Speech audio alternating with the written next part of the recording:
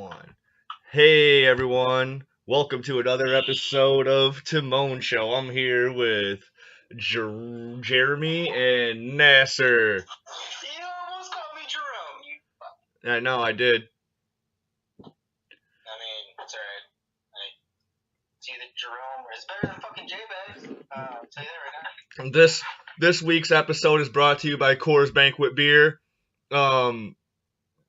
The 1936 stubby bottles. I don't get through a single episode without them. And they're great. I have like 12 of those in my fridge right now that I'm not gonna drink because I gave up beer. This episode's also brought to you by Vape and Juice. Visit your local Vape and Juice for all your vaping needs. It's fucking great. And I wanted to pretend to have one other sponsor, but I forgot who. So Funimation. Just throw Funimation in there. Funimation and Crunchyroll. You watch all your coolest anime. It's always up to date, and it's really cheap. Like, isn't it like $7 a month or something? Cheap. Yeah, $7.95 or some shit like that right now. It's really cheap. Well, today, I wanted to talk about shit that just like grinds our gears, but not in that terminology, or just like some sort of just stories that you kind of felt like that just some definitely character growing stories, like like that fuck my life video I just did with Notebook Movies. Some stuff similar to that, or I don't know, just in general. Like today, I'm gonna gripe about how different management styles in shitty like retail jobs. Because right now I'm experiencing, I'm learning who are the good managers and who were just like the strict ones for no reason. And I've got like all Easter weekend I was getting bitched at about when there's no customers, I talk too much to the other employees. But when there's literally nothing else to do but talk to the other employees, they're like, you could be cleaning. I'm like, I just cleaned 5 minutes ago. Well, you could be straightening out the candy. The candy's already straightened out. You could be you could be doing all this shit. What is that noise? I don't know. Someone have a fan on? No. All right, it's gone. No, turn it off. And then today I get like, I just left work, and today I get bitched at by for not being friendly enough to the customers and not thanking them. And I'm like, what the fuck are you talking about, dude? I talk to every single customer, dude. Like, that's the whole reason I wanted to be a cashier, so I could get paid to talk to people. Like, what is that noise?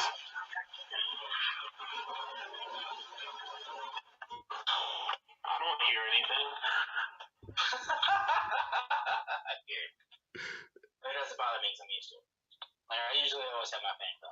But so like I forgot all about like a normal job, and like how you have to figure out the politics and stuff, because I've been doing the staging stuff for so long. Like, nothing really. Dude, staging stuff it's kind of like that, but it's not like It's not at all. So now I have to like relearn how to like work a normal job, and it's right. and I'm getting the hang of it. I know which managers are the cool ones now, and which ones aren't. Which ones are the ones I gotta like really be up on my like P's and Q's and stuff. Right. But it's just, I don't know. They piss me off. Like. And don't worry. Paul wants you back anyway. Yeah, I know. So, the summer. Yeah, I was talking to Big Dog. Big Dog's like, maybe you could come back in like a couple of years. I'm like, what are you talking about, dude? Paul wants me back next hockey season. Right?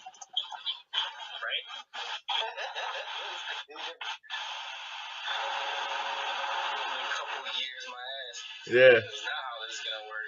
Fuck, we really need you fucking for what's coming up right now. Cirque du Soleil. Yeah.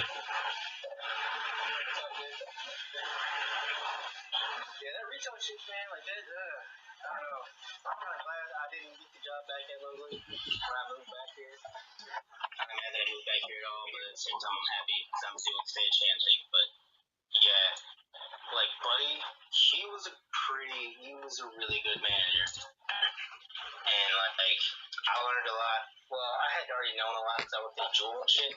So I didn't really need to learn any of the politics or any of the stuff that he had me do because it just fit right back in because I've been doing that shit in fucking Chicago for so long. Chicago and Jewel, bro, the politic game was fucking intense because you had the deli people always on our backs, and my department went through like 3 or 4 different managers.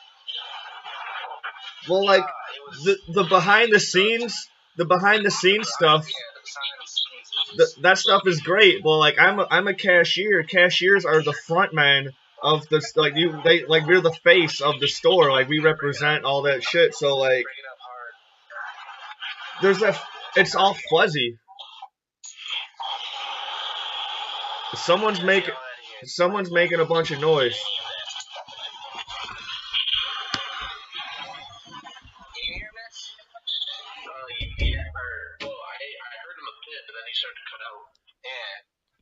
Hold on, let me see if I can switch locations. Alright, I switched locations. Let's see if this sounds better.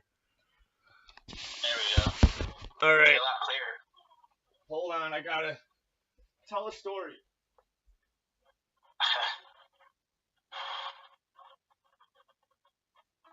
Yo, this episode's low-key terrible. I got a dip. I'm not even kidding, G. Oh, man. That sucks. Alright, I'm back. Sorry, terrible. I'm out of here. I can't stand it. What? That's just gonna leave. That is terrible. Already? Yeah. It didn't take long. Why did he leave? Is he coming back? He hasn't left yet, but he's going to. No, it says on the thing that he's gone. Oh, then he left. Fuck him. I wonder. This is already terrible. I gotta leave. And I was like, oh, that's funny. And he's like, no, I'm serious. I'm about to dip. And I guess he just dipped. I mean, I can fast forward through all. Like, I can re-record this and fast forward through all that fuzziness. But I'm not going to. I'm gonna. It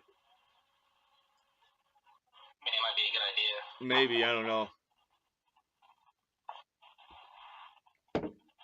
He just fucking dipped, man. Yeah. What a cock. What a cock. What a fucking cock boy. That happened, yeah. Maybe I just might not do an episode this week and just link everyone to the other stuff I've been doing with Push the Core and. Nah, me and you can talk. Oh, that's fine. Talk whatever, man. Alright. Oh, man, so, what are some moments in your life that really built you up as a character, as the Jeremy you are today? Oh, man, I don't know, dude. Some moments that have built me up.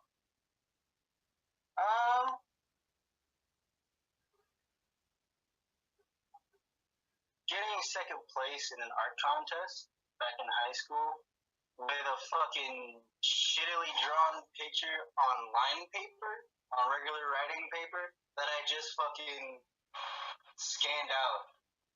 I rescanned and reprinted it out, and then put it in a little frame thing and sent it in, and it got second place. And I was like, really, how the fuck did this get second place? But yeah, to me it was terrible, but apparently it was good enough where everything else was so goddamn terrible. But nonetheless, like it really, yeah, it made me feel like there was a chance that I wasn't as shitty at art as I thought. And, you know, that was one of the biggest ones. Fuck. Before then, I had never really.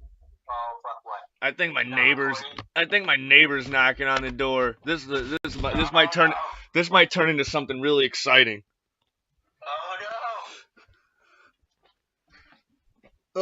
This might turn into something really fun and exciting because this we're gonna turn into some trolls. Oh. Yeah, I probably will do that. Ugh.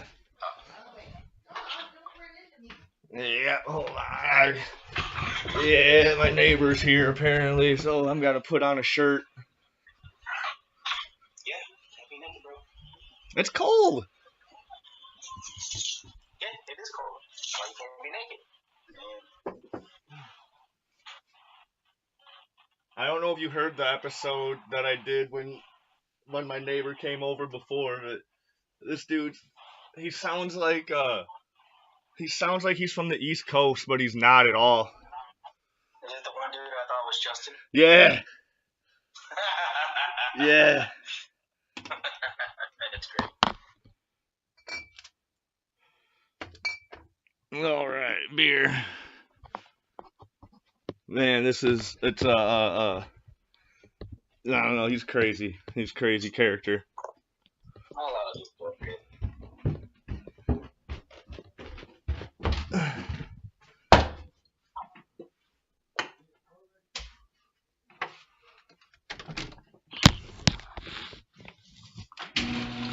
Yeah, you hear that? Yeah, loud in your garage.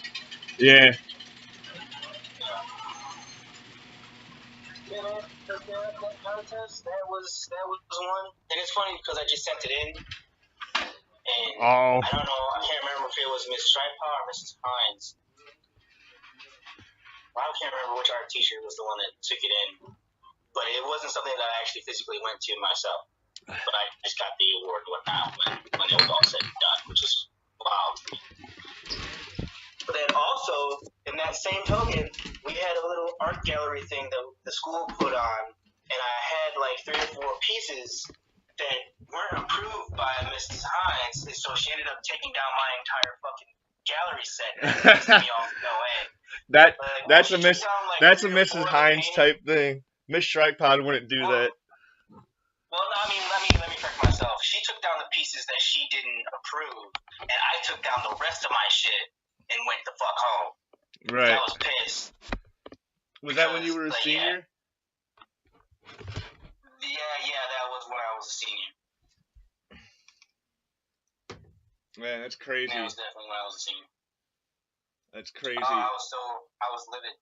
I was livid. They were like it was badass shit that I had like this I spent like hours drawing and shading and adding little touches of color. Like the fucking pieces were pristine, and I wish I still had them.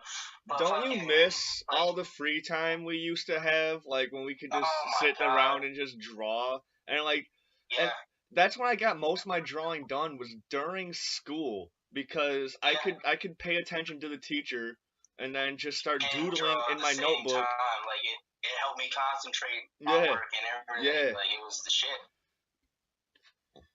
Like, man. I think my AEDs evolved too much for any of that now.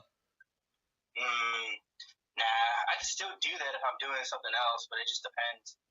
Or I'll have to like really focus on what I'm drawing. Like sometimes the bug will just get into me and I'll just have to draw something. Yeah. Like the only reason I want to go back to college is so I can be in a classroom and doodle in a notebook. Yeah, this is all the notebook drawing, sketchbooking shit, like on each page that you write notes on. It's not the same as when you're surrounded by your own vices and distractions, and when you're and whatever, you know. It's if you're forced, or not necessarily forced, but more like coerced into doing something like being in a classroom or having a desk job or something like that. Or it's a lot easier.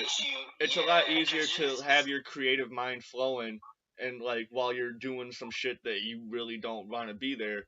But if you're just if you're just left to your own devices, it's like, man, I don't really want to do that right now. I can do all these other things. Yeah, exactly. Yeah. I get so behind on a lot of stuff, or like after I get home from work, I'm just all like, oh, I don't want to sit down and write, or I don't want to sit down and draw. I just want to just relax, put on a movie, smoke a bowl. Exactly.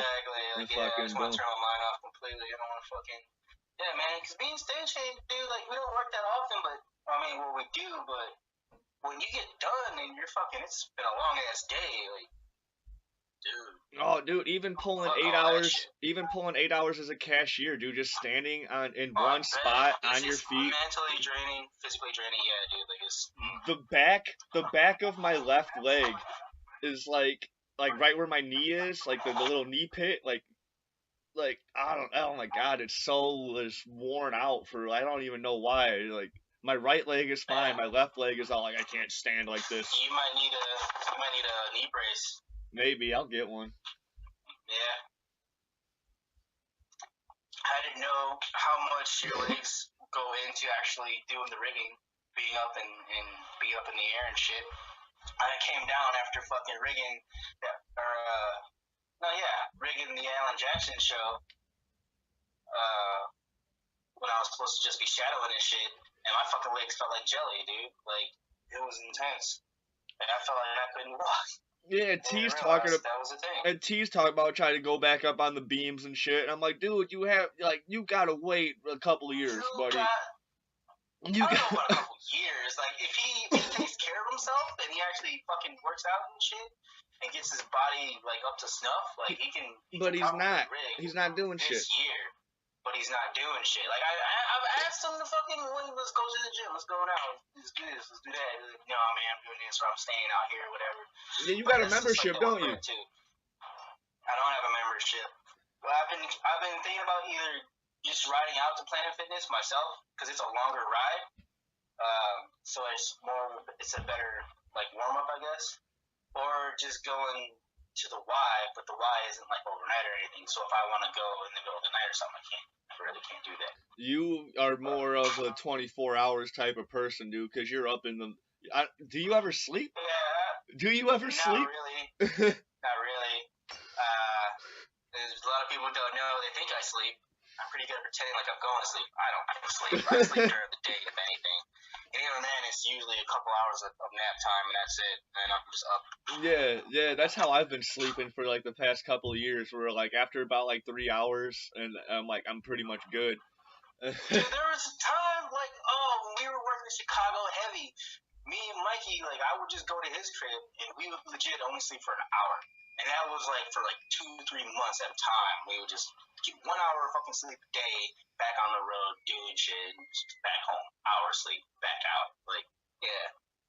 Even at Summerfest, you get like an hour or two of sleep, maybe. Like, yeah. You get used to it, man. Your body gets used to it. It kind of does. And it's back. You notice? I think it is, but it isn't. Like, as long as you, it's only bad if you only get like an hour of sleep, and then, but you don't do anything. You're not doing anything physically. You're not. Yeah. Right or anything like that. I feel really bad for fork drivers. Oh fuck yeah! I feel hours in that. Oh my god! I feel really bad for because they just gotta sit there and then they're like, oh, all right, we need you, and they're like they're asleep and they're fucking right. Listen, they're dozing every single time. Oh fuck! All right, I gotta do something. Sometimes they just drive around and just go around and talk shit to people just to stay up. Oh yeah. I haven't seen that one dude, the one old dude, in a long while. The one fork driver, Hollywood. I haven't seen him either. Funny as There's shit. this dude in Madison that looks like Weird Al. Really? Yeah. Well, not really. I think I know what you're talking about. He's got long curly hair and has glasses. Yeah. I sold him a Sugarland shirt once for $3. Damn, $3. Because I had the color that he wanted. Oh, nice. Very nice. Fuck it. If I take better care of my shirts, I'm pretty sure I can sell them on eBay for a nice price. But I'm not. I was talking about doing that once in Chicago. I was like, oh yeah, I can sell all these shirts, whatever. And then this lady was like, she's one of the hands. I don't know her name. She's an older lady, probably like 40 something, like late 40s. From Chicago? Yeah, she's a Chicago local. I see her all the time.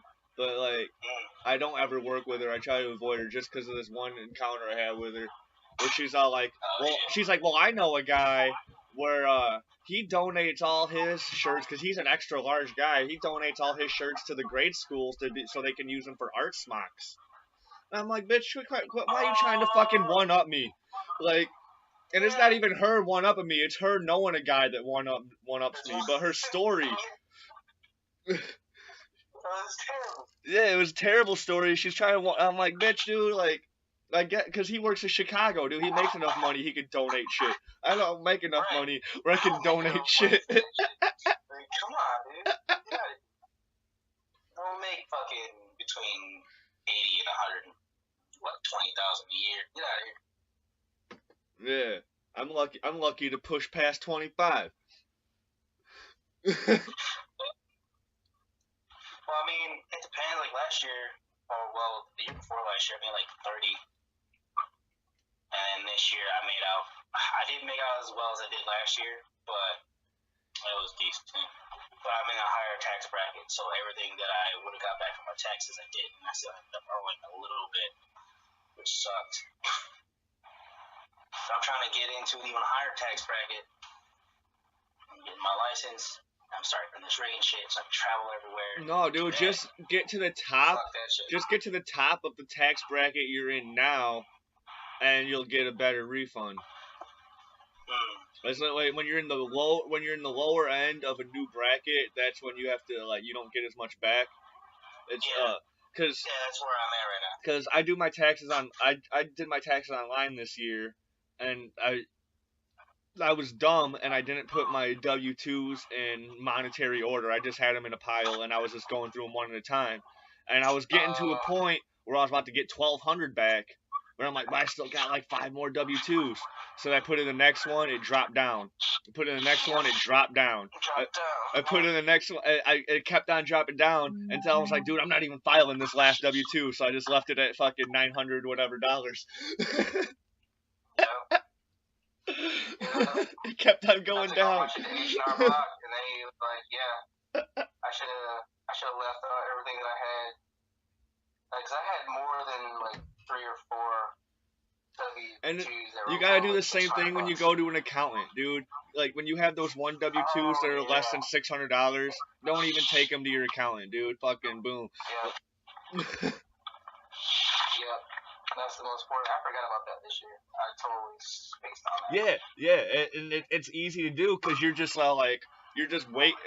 being a stagehand, you're waiting for your over 14 W-2s to come by, and you're just all like, and you're just so excited once you finally get them all, you don't even worry about whatever, like, the ones you don't need. Yeah, you don't even go through them and shit. I got everything. I'm going to go through all this shit now, get over it, get my funds. Good. Yeah. Oh, God. Man. That's all good, though. I found one from 2015 that I never filed. It's not with the rest of my 2015 taxes. And I was like, fuck, dude, this one I probably would have got me some money. It was like it was a good one. I forget where it was from, but it was a good one.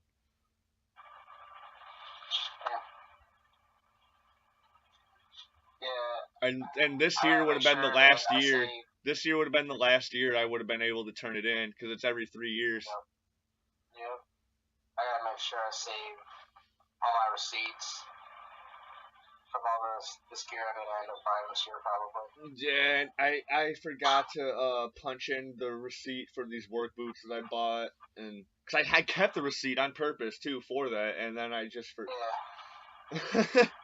Oh yeah, I could be doing that. Yeah. See, I haven't been doing that at all, but it's like I buy so. Like, dude, I don't buy everything. You can write off your new glasses. I don't know about that. Dude, you need them for work. I mean, I use them for work, yeah, but you don't need them when you're not working. You need glasses, but not the glasses that you wear at work. You know. True.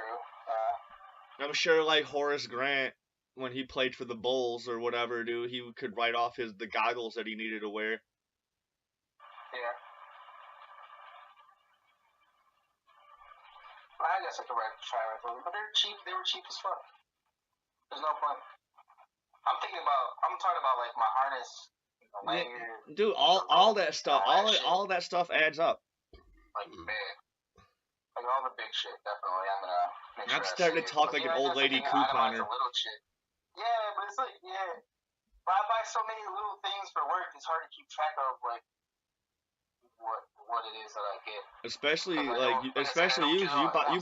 you buy a bunch of stuff online, but that's also probably easier to keep track of because you can just go back to your emails and get the confirmation and all that shit. And I definitely I either get email confirmation and I also get it texted to me. And then when the item arrives, you get a receipt. Invoice. Yeah, the invoice receipt and shit.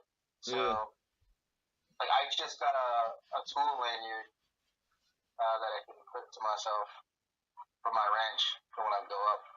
You know what I want? It's not even something important.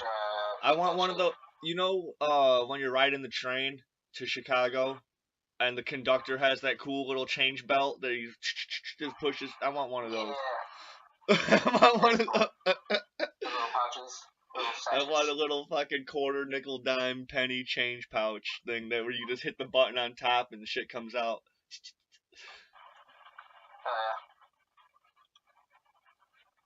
Dude, just think how convenient it is. Dude, everyone's always digging for change in their pockets to pay for exact change or whatever. But no, you have it in your fucking pouch. You don't have to dig through shit, dude. Fucking. You just. Quarters, nickels, and dimes, bro. I got what you need. Right it reminds me.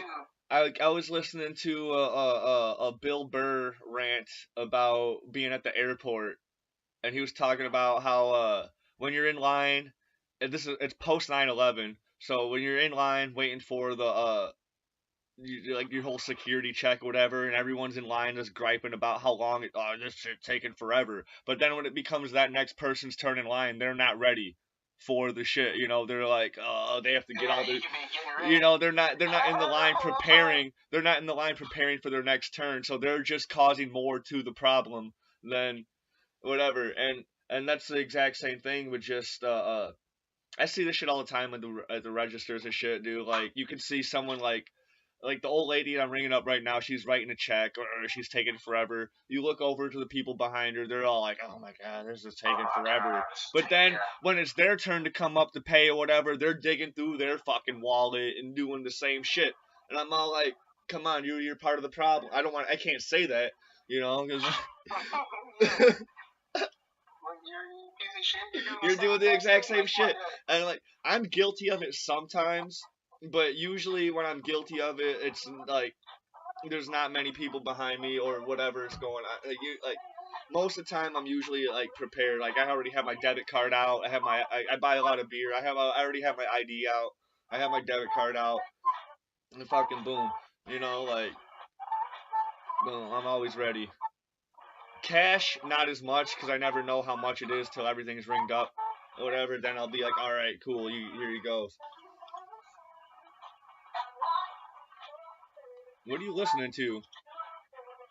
This new song I just found on YouTube. I gotta sign the fuck in. I'm gonna lose it. God damn it! I forgot that I cleaned out my cookies and it cleaned like all my fucking shit out. So I have to re-sign in for everything. Oh man, I forgot doing. Yeah, that's why I don't reset my cookies anymore. It's not as important as it used to be. Like, you used to have to do it all the time because that shit would really slow your shit down. I mean, I do it every once in a while just because like, it's a habit. It's not a bad habit to have. But... It's not at all. But it's such a pain in the ass to reset all your passwords and stuff. Well, I mean, I know my passwords by heart. So do I, but it's just 3 or 4 months I'll change them, so it works out. I've been using the same password since like 1995.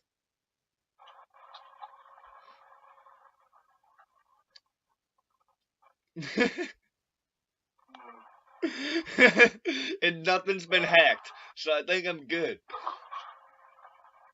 Like, I don't think I would really have to worry about like elaborate password unless I was like some high powered like CEO or some sort of like government official. or something like that. Like I'm really not too worried about the stuff in my computer getting hacked or them finding out, like getting into whatever I got. You Yeah, know, I cause got really far and like anything for that. It's more about you than just me. if well, yeah, if someone's going around like hacking people's computers and they're putting like kitty porn on their, yeah, I'm worried about that. Oh yeah, that's one thing. Yeah. But I doubt that's happening. You know, usually hackers are out there trying to find the people who are watching that shit and exposing them. Usually hackers are out there like for the greater good. I mean, there are some shitty people out there that'll just like, I'm gonna steal your identity or whatever. I'm all like, I don't really have much of an identity to steal, dude. Like, if anything, you might make my life better or something. I don't know.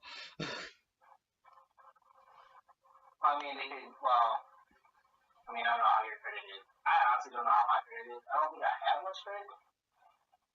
That doesn't mean someone can't trash it completely, which would make it difficult for me to get some of the more expensive things I want to get. I Yeah, don't yeah, like yeah. financing. I don't like getting loans or anything like that. I don't like owing.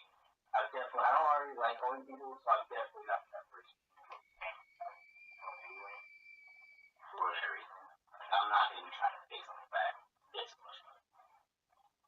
You know what I mean? So I try to save as much as I can to buy what I need to buy all at once. Yeah. Or at least have half of it already paid. That way, it's already paid for so long. While I accumulate the other half of those funds over that set period of time, just pay the rest of it off. I don't like paying things once a week or once a month or some shit like that. Oh yeah, dude. Back when I had like income that was coming in every 2 weeks or every week or so, dude. Like I had my bills paid 3 months in advance.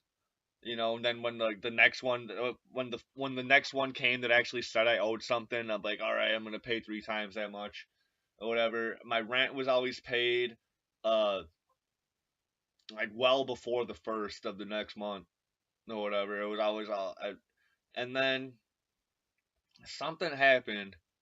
I get arrested, and then I can't work as much because while I got arrested, I was full court ordered to do all these sort of classes and whatever. So then I couldn't work as much, and then everything has just been just fumbling and fumbling and fumbling, and then like it wasn't until like last year or maybe like the middle of the 2 years ago where I started to actually like build myself back up a little bit, you know, from all the tumbling down that just one minor offense caused.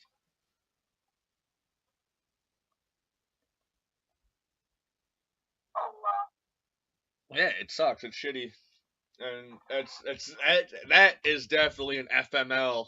I learned and grown from that experience. Definitely a fucking kick in the teeth. Oh, don't get arrested. Don't get arrested, kids. Don't. Uh, if you're doing things that you think you might get arrested for, just be careful. Don't get cocky. Um, do take advice from people who know things that have worked. Um, I'm not gonna offer any advice because obviously I don't know. Um, but I mean, listen to the OGs. Listen to listen to your peers who might have made mistakes or whatever, and learn from the mistakes that they made so you don't repeat those mistakes.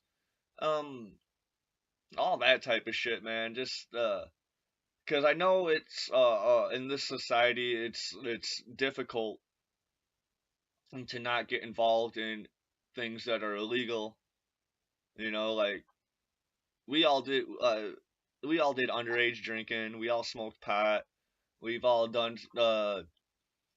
just getting into a fight. That's technically we've all gotten into fights. You know, just any of that shit is illegal activity, and just you just we just and it all that stuff used to be fine at one point, and then it just like some people got out of hand doing stuff, or it just takes one bad apple to ruin a good thing. So just try to do your stuff smart and try to not get stuff ruined for the rest of us. And I apologize if I, like, when I got arrested for stuff, if I made anything harder for anybody else doing anything, because it was never an intention of mine. Right? Yeah. Right? Yeah, yeah. There we go.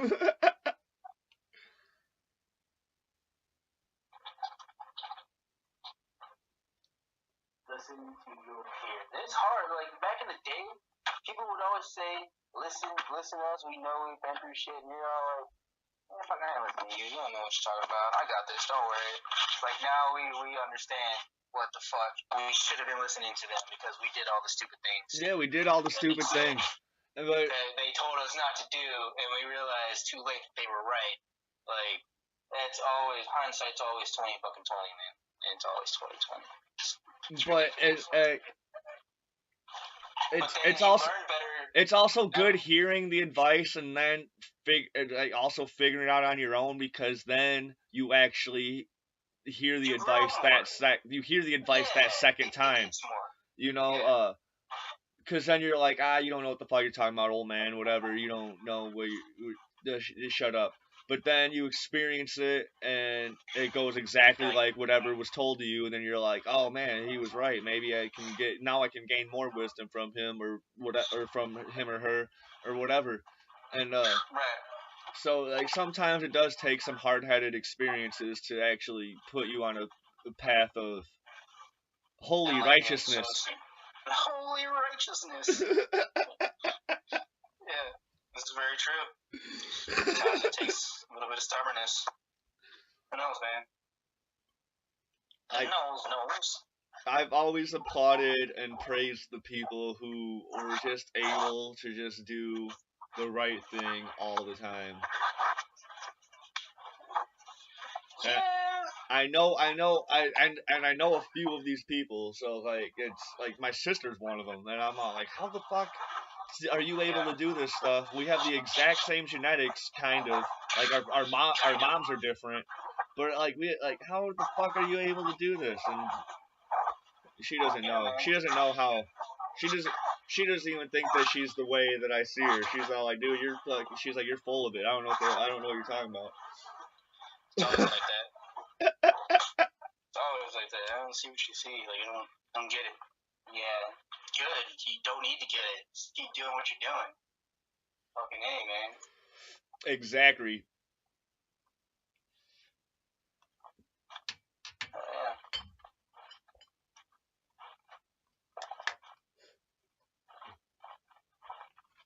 Why the fuck did you want me to have Funimation be an advertiser?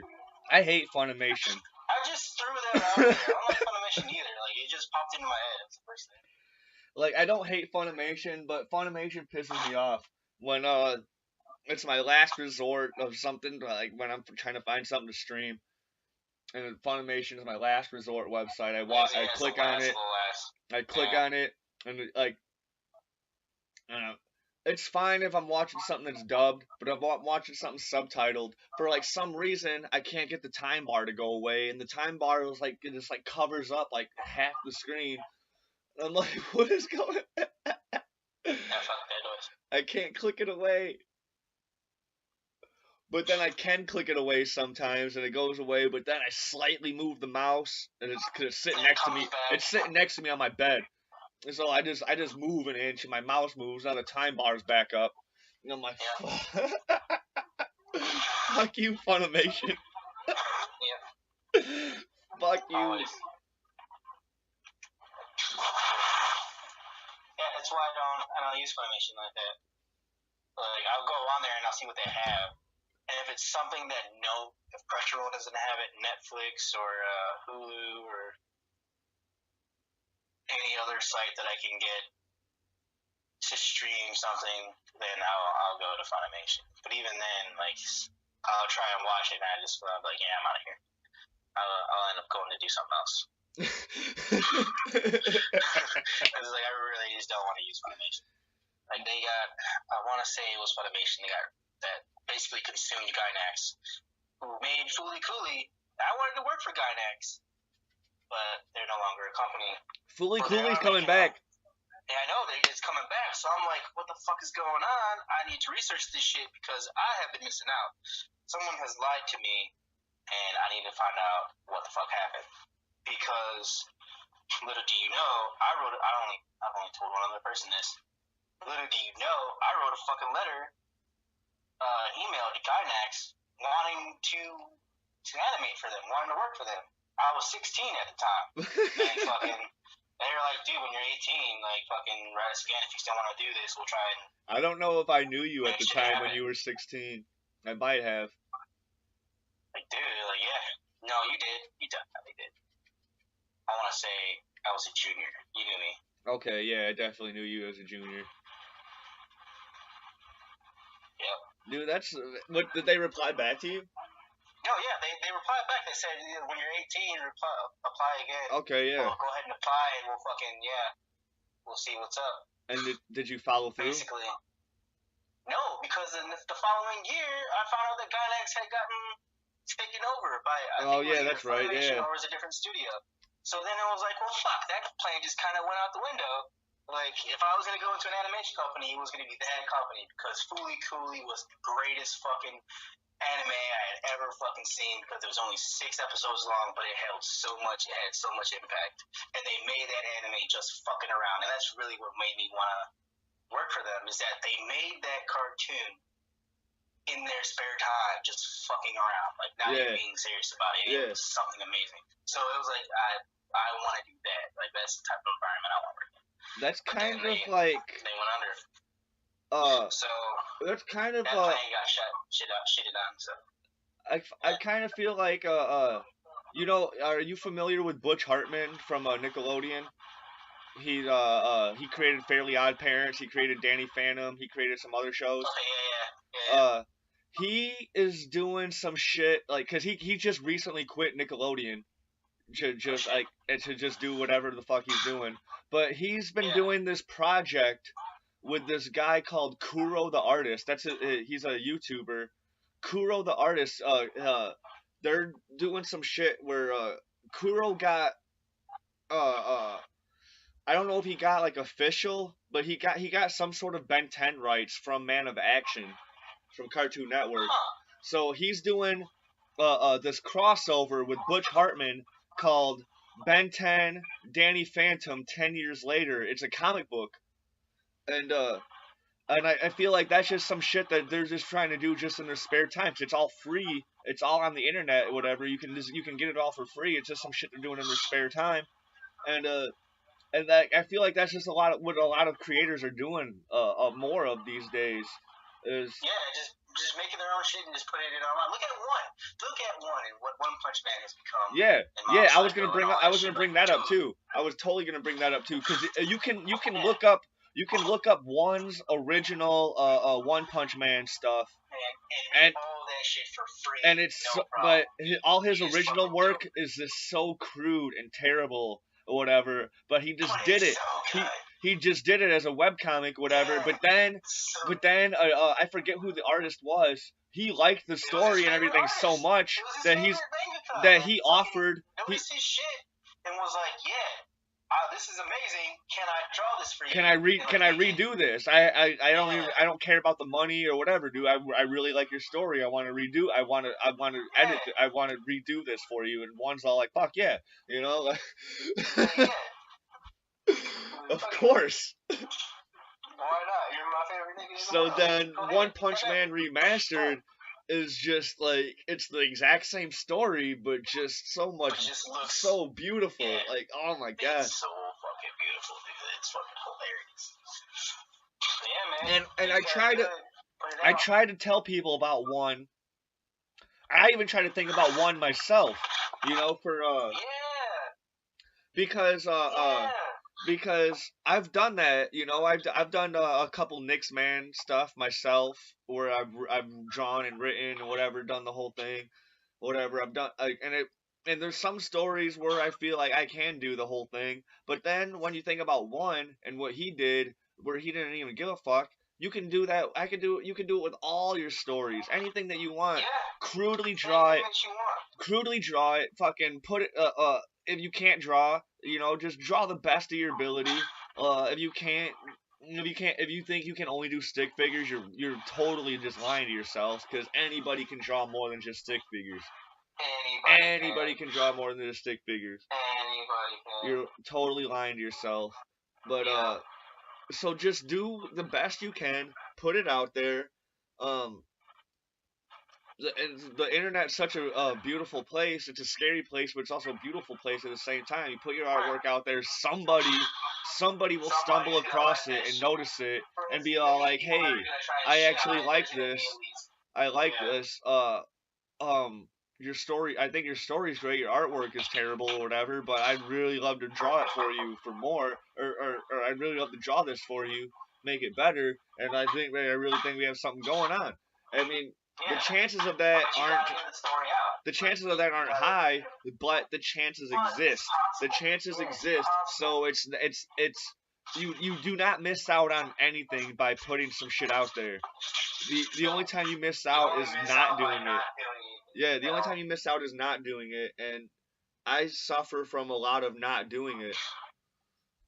Yep. Same. Kind of the same. Like I said, I'm writing this bedtime story.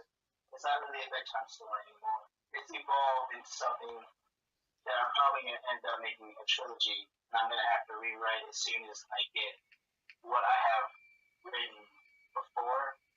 Once it gets sent to me, and then once I finish it, I'm going to have to rewrite it so that it makes more sense. Because it started off as just like a little adventure that these two kids go on in the woods and fucking it's all magical woodland creatures and shit. And then it just fucking escalates completely. They go to a completely different, I don't want to use it, but yeah, it just escalates. So now it's going to be something much more than what it was.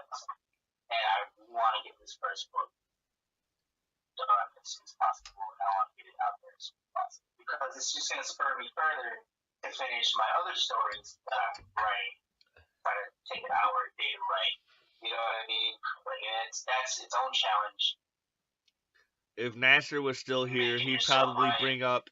Right now, he'd probably bring up Steve Jobs and Stephen King. So Stephen King was rejected like 100 times before Carrie or whatever the fuck. Yeah, that's the other thing. Like back in the day, you had to submit your shit and then see if it got rejected or not. And if it got rejected, you have to go back and start over. No, whatever. Like you just keep on going to it's what Dalen, our buddy Dalen, Jake, he's in the same process, dude. He's submitting keepers, and it's actually a pretty good book. I've only read the first half of it, but it's actually like, and it was actually getting better in the second half. I was like, oh shit, but then I just fell off. I don't like reading on my computer and stuff, but it's actually a really good book.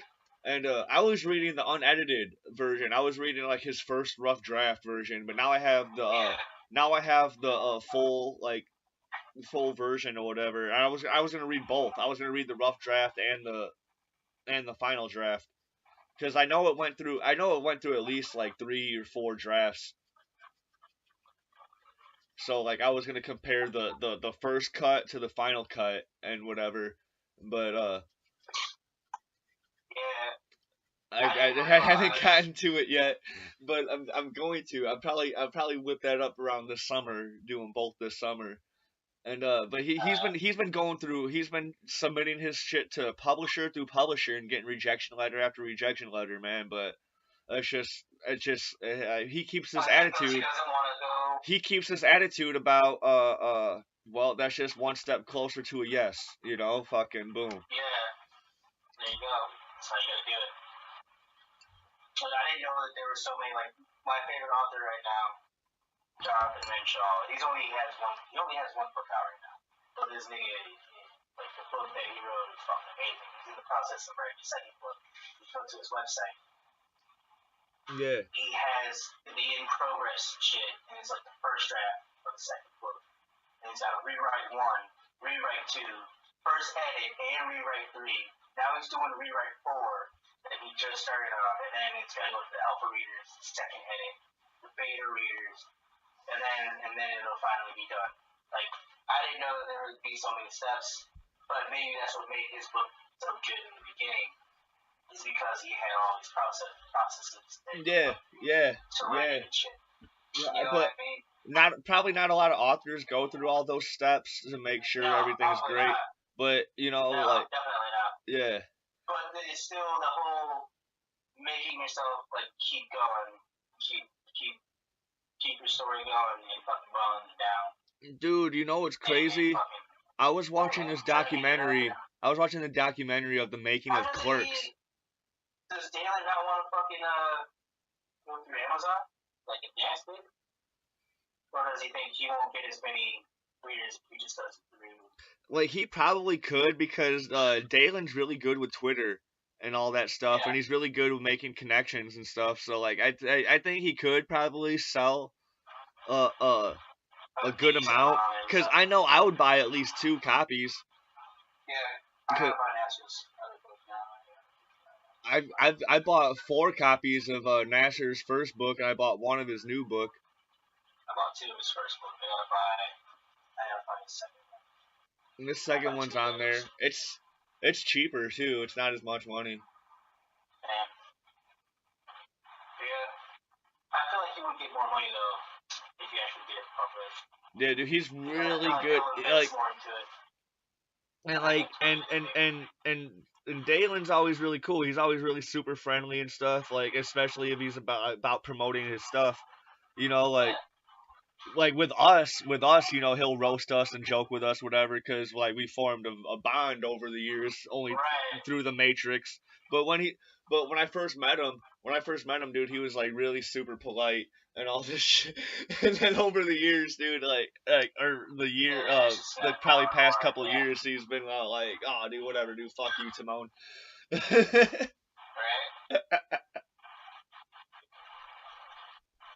He's not that way with me yet, but he's getting there. Yeah, Jeremy, please. Yeah, that's where he's at right now. That's fucking hilarious. Shit. My favorite is when he gets in between me and Brandon whenever we start arguing on his shit. He's like, come on, guys. Come on. Yo, yeah. Well, because, I don't know, Brandon goes crazy. Brandon goes crazy. I want to get Brandon on my show. I want to get Brandon on the show, because I want to get him on with somebody that has like completely opposite beliefs that he does, which is probably like everybody. But but he was on one of my posts, and he was talking about Native American history, and then a friend of mine, Luna Cho, she got on the post because apparently she's Native American, and then she was just arguing about him about like the real history or whatever, and then we're talking about how history's been whitewashed or whatever to follow whatever the shit that he's talking about, and he's all like, no history has ever been whitewashed. And I wanted to, I fell down, and I was already sitting down, but I fell down, and I was like laughing my ass off. I was like, is he fucking serious? No history in the world has ever been whitewashed? Like, dude, they are literally, like, T showed me some shit, they are literally in Egypt fucking painting hieroglyphs fucking white. Like, literally whitewashing history. The best form of whitewashing you can have is just repaint the shit that no one understands, so it seems like, this is all white people. Let's put a bunch of white out on this shit. It's all white people. Yeah. Like, it's ridiculous, and people don't want to believe it, but it's like, alright, man. Like, this is why aliens won't come and talk to us. Because they see all this shit and then you're all brainwashed. Dude, it's crazy. Like, I don't know. Like, but I can't believe he really believes that all the history that he's been taught in school is like tantamount to the Bible. Like, it is, you can't fucking refute it at all. Like, that's ridiculous. Like, because has he been to college? Because I feel like I think he's in college. I think he's in college now. So I don't know. I don't know. It's like I don't know what he's doing because I feel like I know people that have gone to college, took some history classes, and then found the fuck out that a lot of that shit was whitewashed and whatnot in college because they start telling you about more. They start telling you more shit, and then the books. And then the books you have access to, you don't have access. I mean, you do have access to the same books, but you don't have the same interest. You don't have the same interest in the same books until you get to that higher education status, or you just gain, or something influences you to gain an interest in it. You don't start out with an interest of it, you know, like. So, and then high school is intro to. High school it's not intro to like what you're like the subjects and shit you're learning. You're not really learning the subjects. You're learning how to learn those subjects. Yeah. You're learning how to take notes. You're learning how to take a test. You're learning. Yeah. Right. You're learning how to repeat what was. You're learning how to repeat regurgitated information that is not necessarily even factual. It's whatever Stanford has approved. Right. Yeah. It's not that real. Fuck, man. 7:45 tomorrow. Yeah. Is it loading tomorrow? Yeah. Loading's tomorrow and Wednesday. Or Tuesday. Tomorrow and Wednesday. 2-day loading?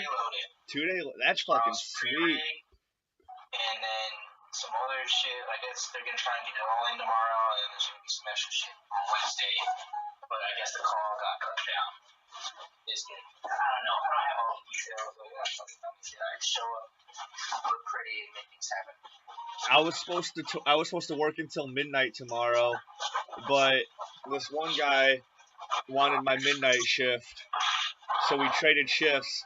But his shift was 4 hours less than mine, so now he's also gonna pay me money on top of trading shifts. Oh yeah. Yeah. But he's like, dude, I'll give you like $40. I'm like, dude, I'm only going to take half of that. And he's like, cause I just told him to buy me a 12 pack of Coors, and he's all like, all right, cool. But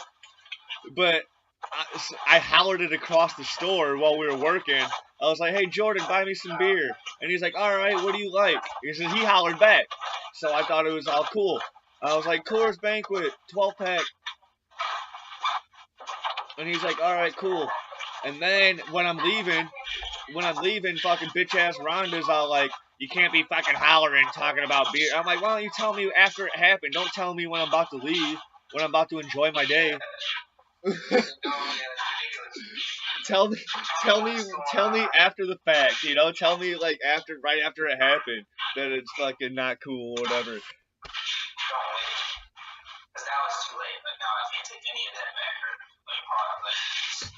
Right, yeah. Now I don't even give a fuck. Yeah, like, come on. You don't tell me there's a problem when the problem arises. I don't know that there's a problem. I'm not gonna give a fuck back. Yeah, because then if I don't know I caused a problem, then I could be repeating the problem later on and not know when I'm causing the problem. You know? Exactly. Yeah. Because if Michelle was manager, that shit would have been totally cool. And and this is the shit that I'm learning after fucking 3 weeks of being there. If Michelle was manager, all that shit would have been cool. Cause she'll come up, she'll be like, dude, you guys are all funny as hell, but you just gotta keep it down. I'm like, all right, cool, Michelle, man, I got you. Boom. That shit's easy as fuck. Why can't other people just be that fucking simple and easy? They gotta fucking pull you aside at like right when you're about ready to clock out and be like, I'm like, I'm about to punch you in the face. Man, that's how they work. Like, I don't know what to tell you. That's just how it is. I know exactly how it is. I'm just,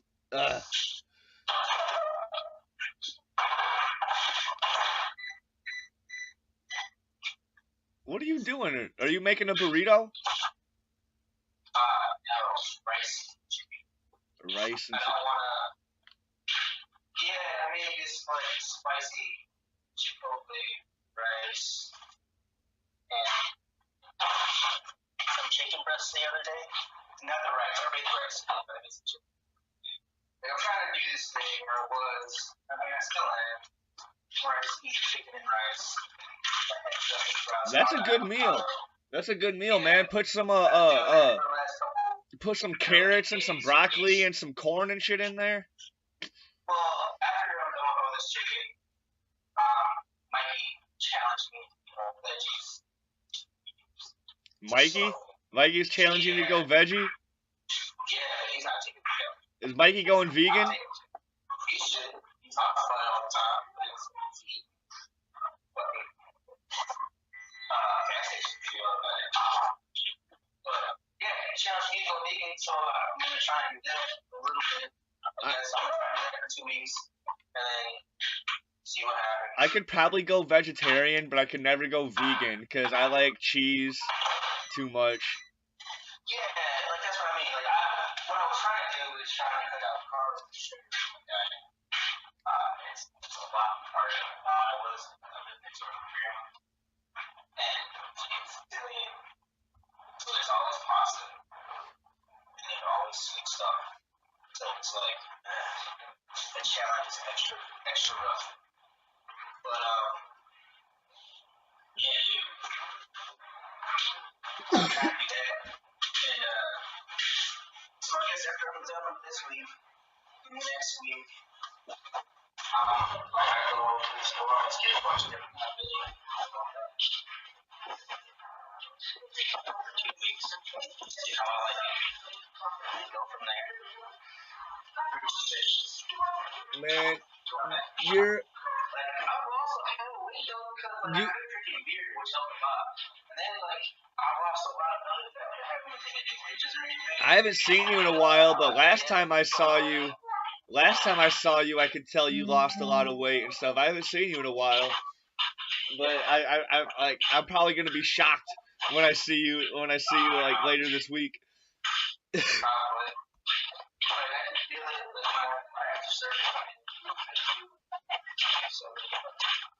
I pretty much look the same.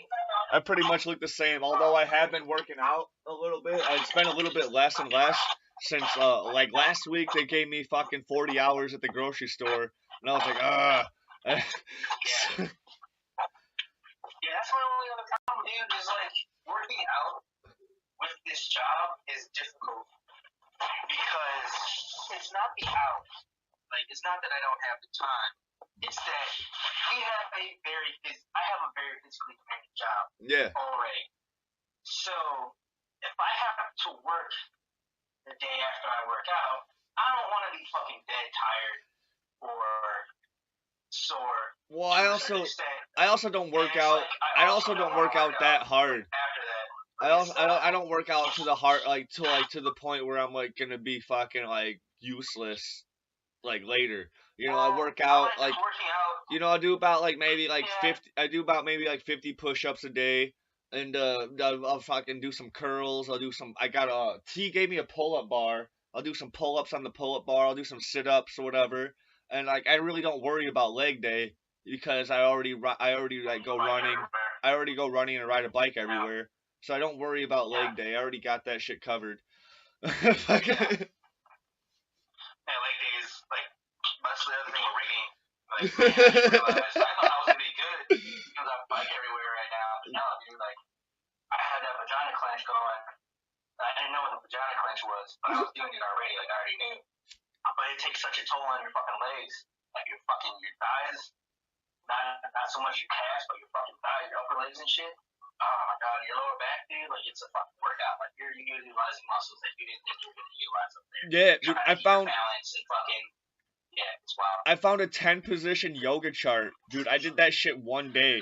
And I was all like, "Fuck yoga!" I'm like, but it was like, dude, my whole fucking ass was sore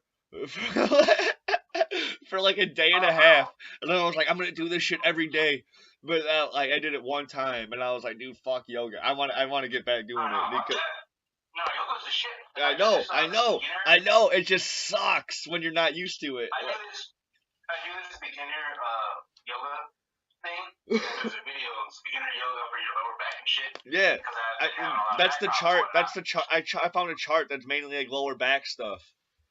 These little I do this thing. It's only 20 minutes. A 20-minute video. You do everything in the video. Like it's amazing.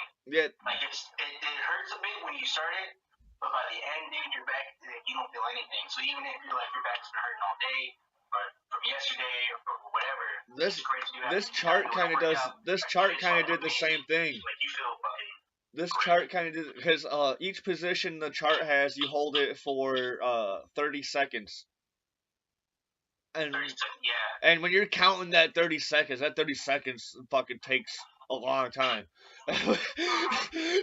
especially when you're just not like, all right, I just want to fucking so like it definitely hurt the first day or whatever, but it didn't hurt bad. It hurt good. It hurt like, oh my god, I like this stuff is this shit works.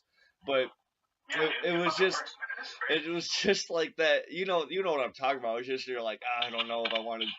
Like you're like I gotta keep doing that, but I don't want to. Yeah, you're telling yourself. It's just like it's like the baboon on BoJack Horseman when he's running up the hill and BoJack is all fucking like drunk and whatever. The fucking baboon's all like, it gets easier every day, but the hardest part is you got to do it every day. And that's fucking some of the truest shit that I've ever heard in my life. It's the truest shit. Yeah, you gotta do it every day. Like, I want to go downtown.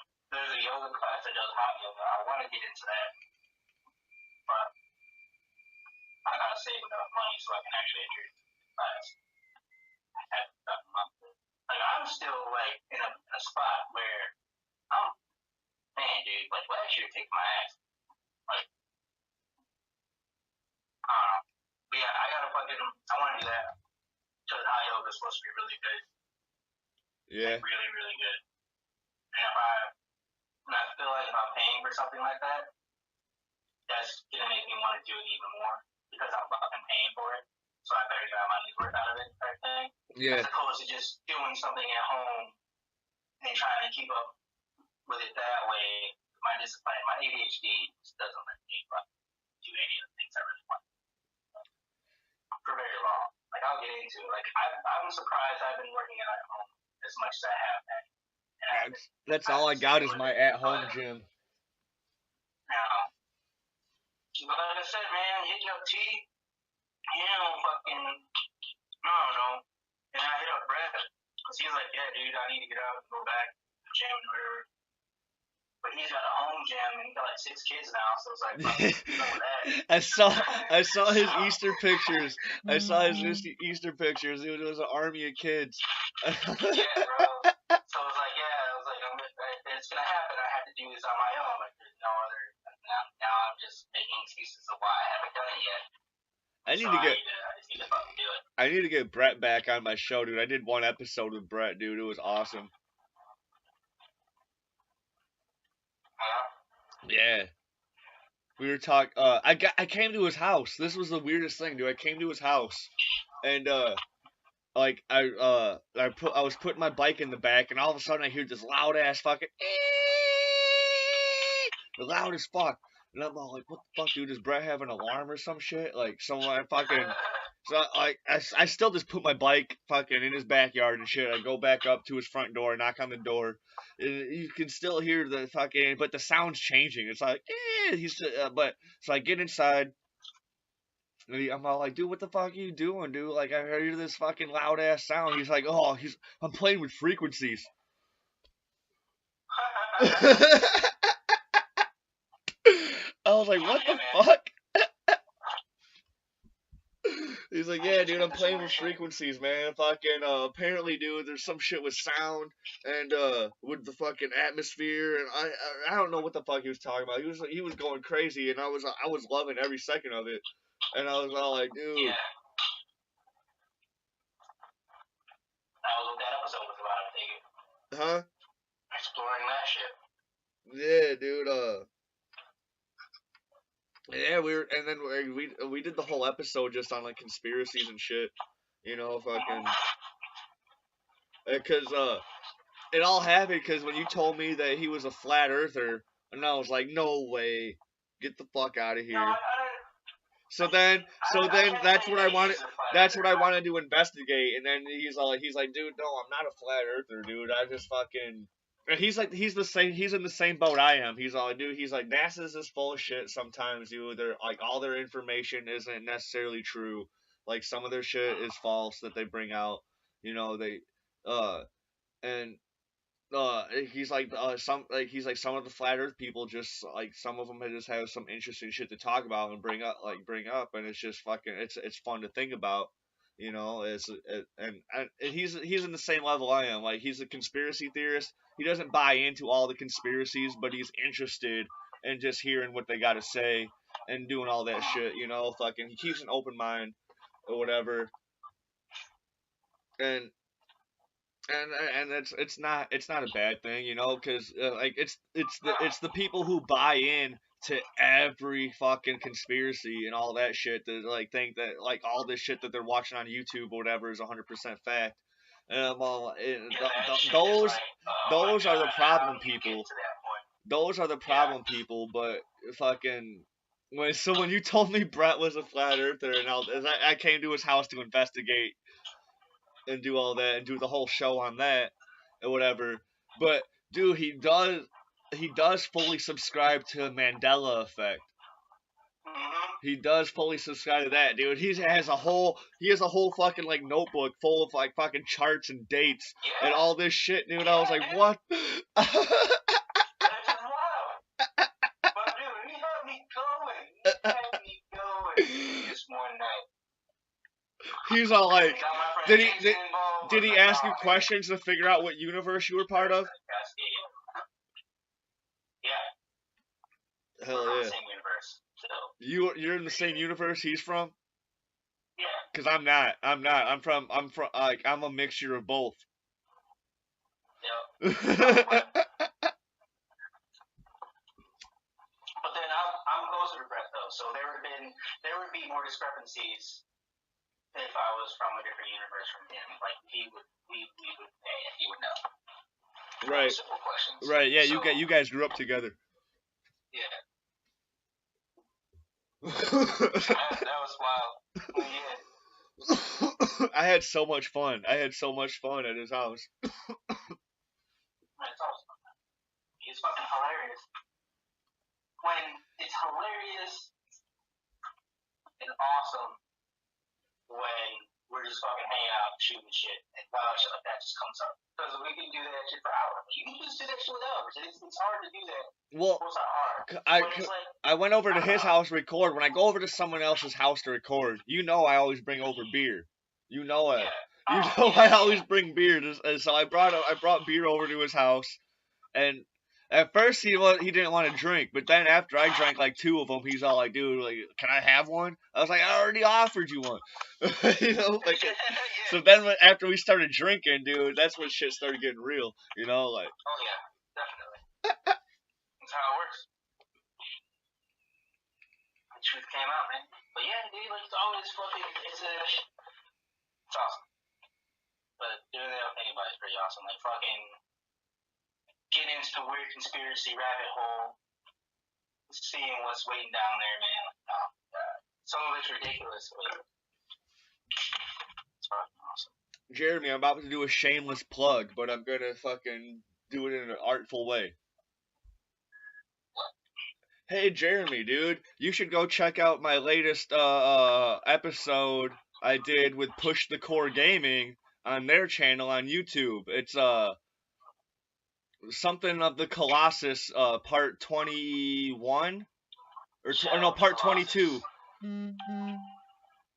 It's the latest one they have out. I forget which one, but for anyone who watched the episode last week of Timone Show, it was all audio of the Push the Core episodes, all 7 of the Push the Core episodes that are going to be uploading throughout the week. And the first one just uploaded today. Everyone should go. You should go check it out. It's great fun. It's good. It's 15 minutes of gameplay. We comment on the gameplay. We shoot the shit the whole time. Their podcast was a great podcast for mine to cross over with, and Nice. and it was Well, really fun. They have Prey. Okay. They have- I see Shadow of the Colossus. Yeah, Shadow of the They have Colossus. one from 10 hours ago and one from 11 The hours one that's ago. it's titled Retarded.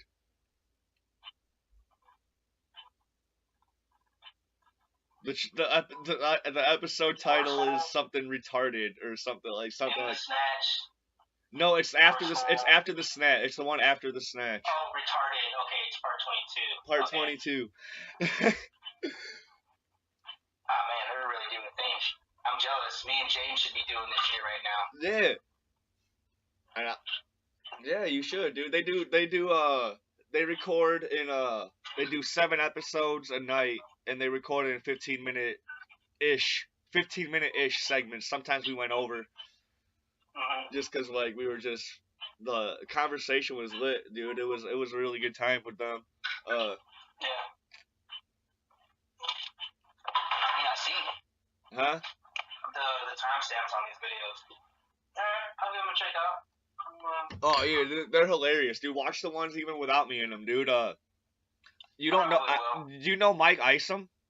He went to Auburn. No. I mean, if I saw his face, like, I don't know names. Well, he's in he's in like the 5 or 6 episodes before mine, and he's hilarious in those. I watched those. I was all like, oh, these are hilarious, and those were all good. I watched one of the Prey episodes. I forget which one, but we talked shit about the Prey episode in the first episode I'm in because there's 3 people in Push the Core. It's Kenneth, Dustin, and Chad. And Chad was playing Prey, but apparently he really sucks at Prey, and like he just keeps dying and have to restart and respawn or whatever. And so we were talking shit about that, like, cause they showed me one episode where they were talking about how if men can be raped or whatever, and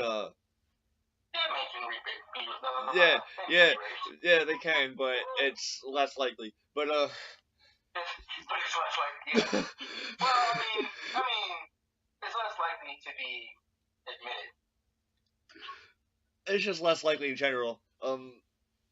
Yeah. Like, I mean, they're creepy men versus creepy women.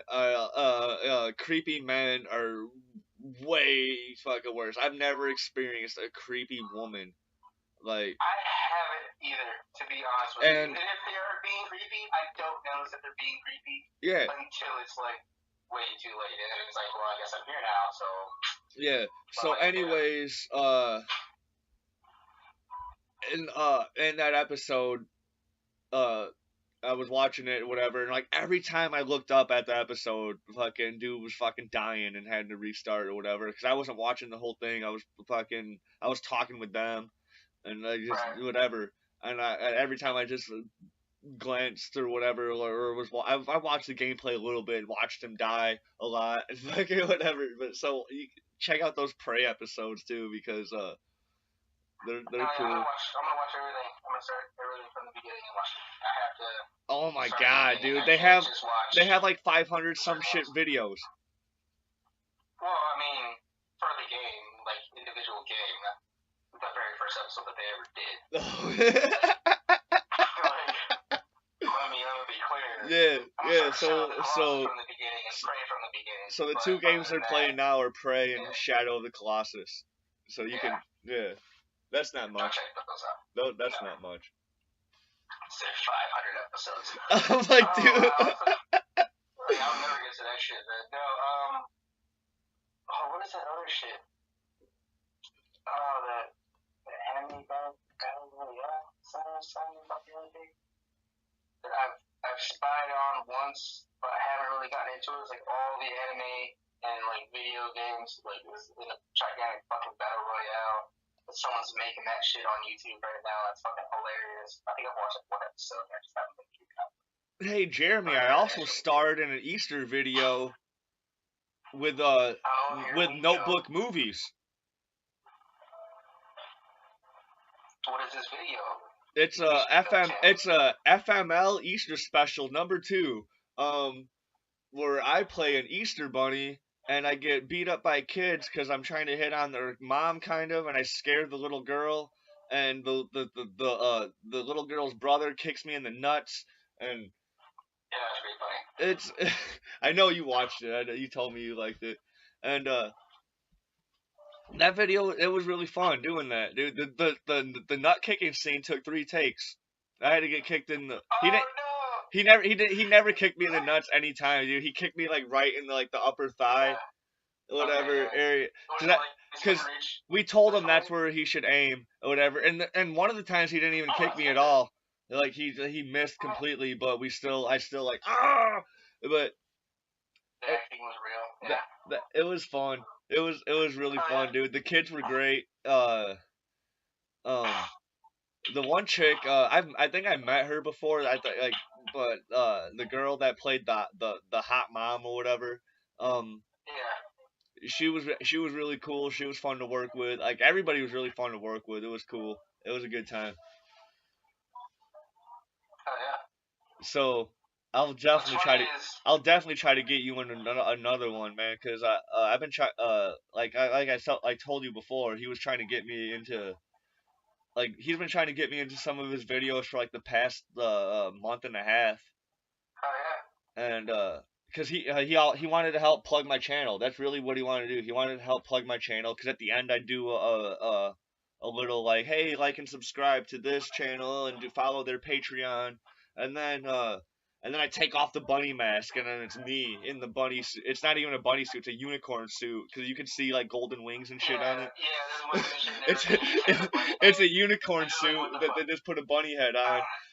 It's because whatever, dude. Same. Whatever, dude. Fuck, dude. It was a white suit. We don't. It was for like. Your costume budgets are hard, man, dude. Fuck it, man. Get what you can. Get what you can. We were all roasting it the whole fucking time. We were all having a good time about it. Fucking and I had no idea what I was getting into, dude. Fucking Wyatt came and picked me up. And then he's all like, hey, you're gonna be playing the Easter Bunny. This kid's gonna kick you in the nuts. And then blah blah blah blah blah, and I'm all like, all right, cool, you know, like because he just told me, he's like, hey, are you free such and such date? I think we did it on Thursday. We did it last Thursday. He's like, are you free Thursday? I'm all like, yeah, Thursday's actually my day off, whatever. I just gotta do some running around, and I'll be free around like after 12. And he's like, all right, cool, dude. I'll fucking pick you up, or I'll pick you up after 12. I'm like, all right, man. So then that was it. That was all I knew. He's coming to pick me up after 12. We're gonna go record some shit. And then on the way to the set, he's all like, all right, this is what's happening. And I'm like, fuck, all right, cool. By the way, you've been wearing this suit, and these are your lines. Like, okay. Yeah. Oh yeah, dude. So. No, I'm totally down. Oh fuck, that's awesome. Yeah, dude. Like that shit's fucking. Nasher's like, how do you know these people? And I'm all like, dude, cause I meet people at parties, dude. Everywhere I go, I network, dude. Like this is what I do with my life, dude. Yeah, like, I definitely need to do more of that. Well, that's why I have you. That's why I got you. Yeah. T wants to. T wants to hire me to be the white face of any sort of a business venture he pursues. Nigga, we got common. I need to draw his shit. So he wants. I definitely need to draw the lame ass Lalo shit. There was a time where me and him were managers for this rapper Gamaliel, and T could never make it to any of the events, so he'd always have me go to the events in his place and be his white face. It worked out. Kind of like Gamaliel just got lazy. Like I don't know, like we were doing all sorts of cool shit. It was fun. I went to all sorts of cool open mics and all sorts of events. It was cool, and I was meeting the people who were promoting the event. Dude, it was fun. It, it was fun for a while. Awesome. But I couldn't do it all the time. I was like, man, I can't do this shit all the time, T, dude. Sometimes he's all like, but that's when T was working at S-Wing, and he was like poisoning his body. Oh, yeah. Fucking. Yeah, definitely. Dying and shit. Dude, that bathtub, like he'd come home and take a shower, and then he would just leave, and the drain in that bathtub wasn't the greatest, so it'd always take a while for it to drain or whatever. Like by the end of your shower, there'd be like an inch of water like in your feet or whatever, you know. So like the bathtub wasn't the greatest, but then after you get out of the tub, dude, like he would never go back in and fucking scrub it down, dude. Like that shit would be like covered in fucking like S-Wing poison. Dude, fucking is like, and I'd always have to fucking go off and fucking scrub it down and get all that shit down the drain. And that, obviously that shit didn't make the drain better, you know, because it's fucking just clogging it up with the fucking S-Wing sludge and poison and shit. You gotta take the plunger to it, fucking buy some Drano.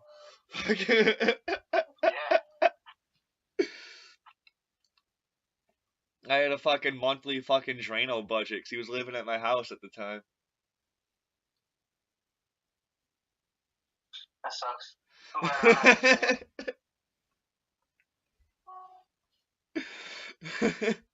Yeah, man, back then, dude, I don't know. I can just imagine.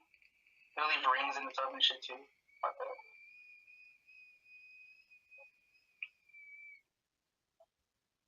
Ooh, what about this new fucking Power Ranger thing though?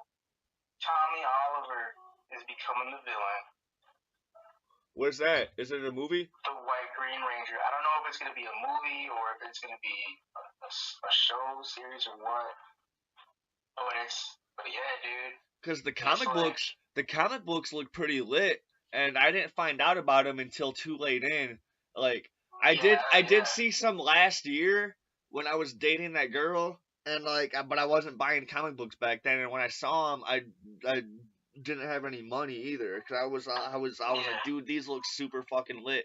And now a year later, I'm an active collector of fucking current comics, and now I don't want to jump into Power Rangers because it's already like 20 or so issues in, and I'm like, fuck. But then they started a new series, and I didn't find out about that shit until later. It's called Go Go Power Rangers, and I'm like, fuck, dude. And that's all the classic Rangers too. The comic books is the classic Rangers, and then this new Go Go Power Rangers comic book is the classic Rangers, and the one that I saw last year, I looked through a couple of them because I was just doing some research for like how long a script should be, and how many pages I should make how many pages the current books are, because I didn't know. So I was like, they're roughly about like whatever 20 pages. So I'm like, all right, I can make a script.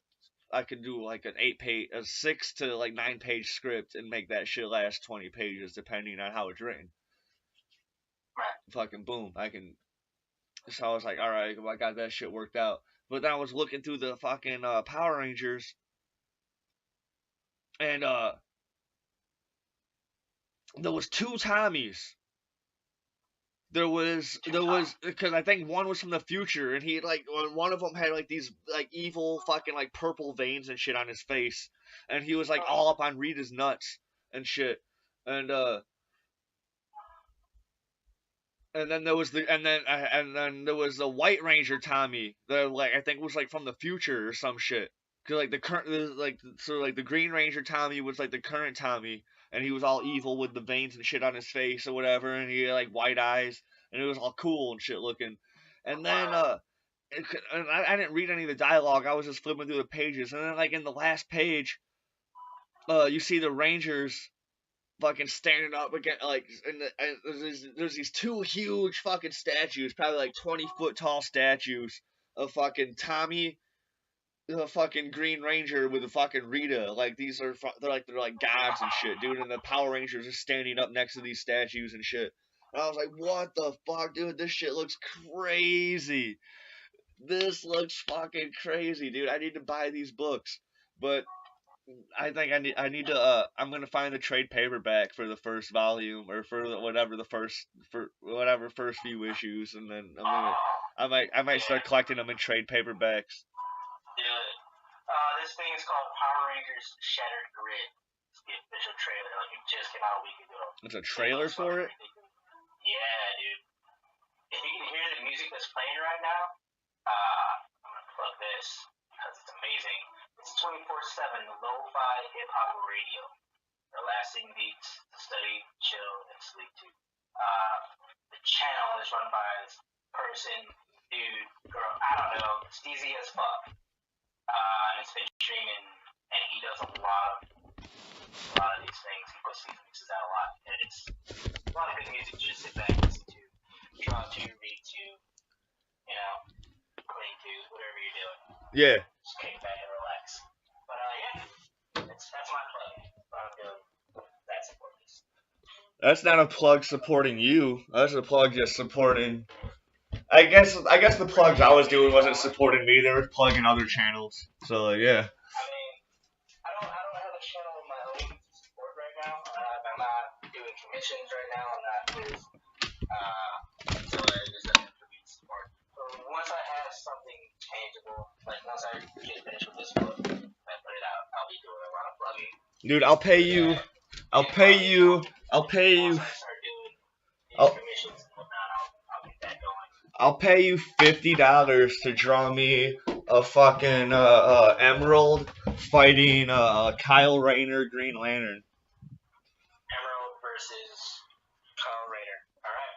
Yeah. I will do that as soon as possible. Fuck yeah. Fuck yeah. See, you're already making it, and then you can post it and do whatever the fuck you want to do with it. My first commission piece. I'm gonna do that for you, and then I'm gonna post it. Like, you're gonna be the first one to see it, and then I'm gonna post it to amateur comic book artists, and then I'll go from there. No. I'm doing commissions. No. No, my dog's being gay. I gotta go let him outside. Oh, fucking dope.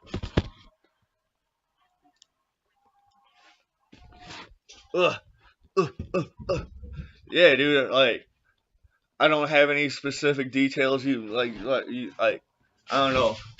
You've seen the latest Emerald design that I had Cody do. Yeah, That's what. I'm probably gonna use that. Use that design.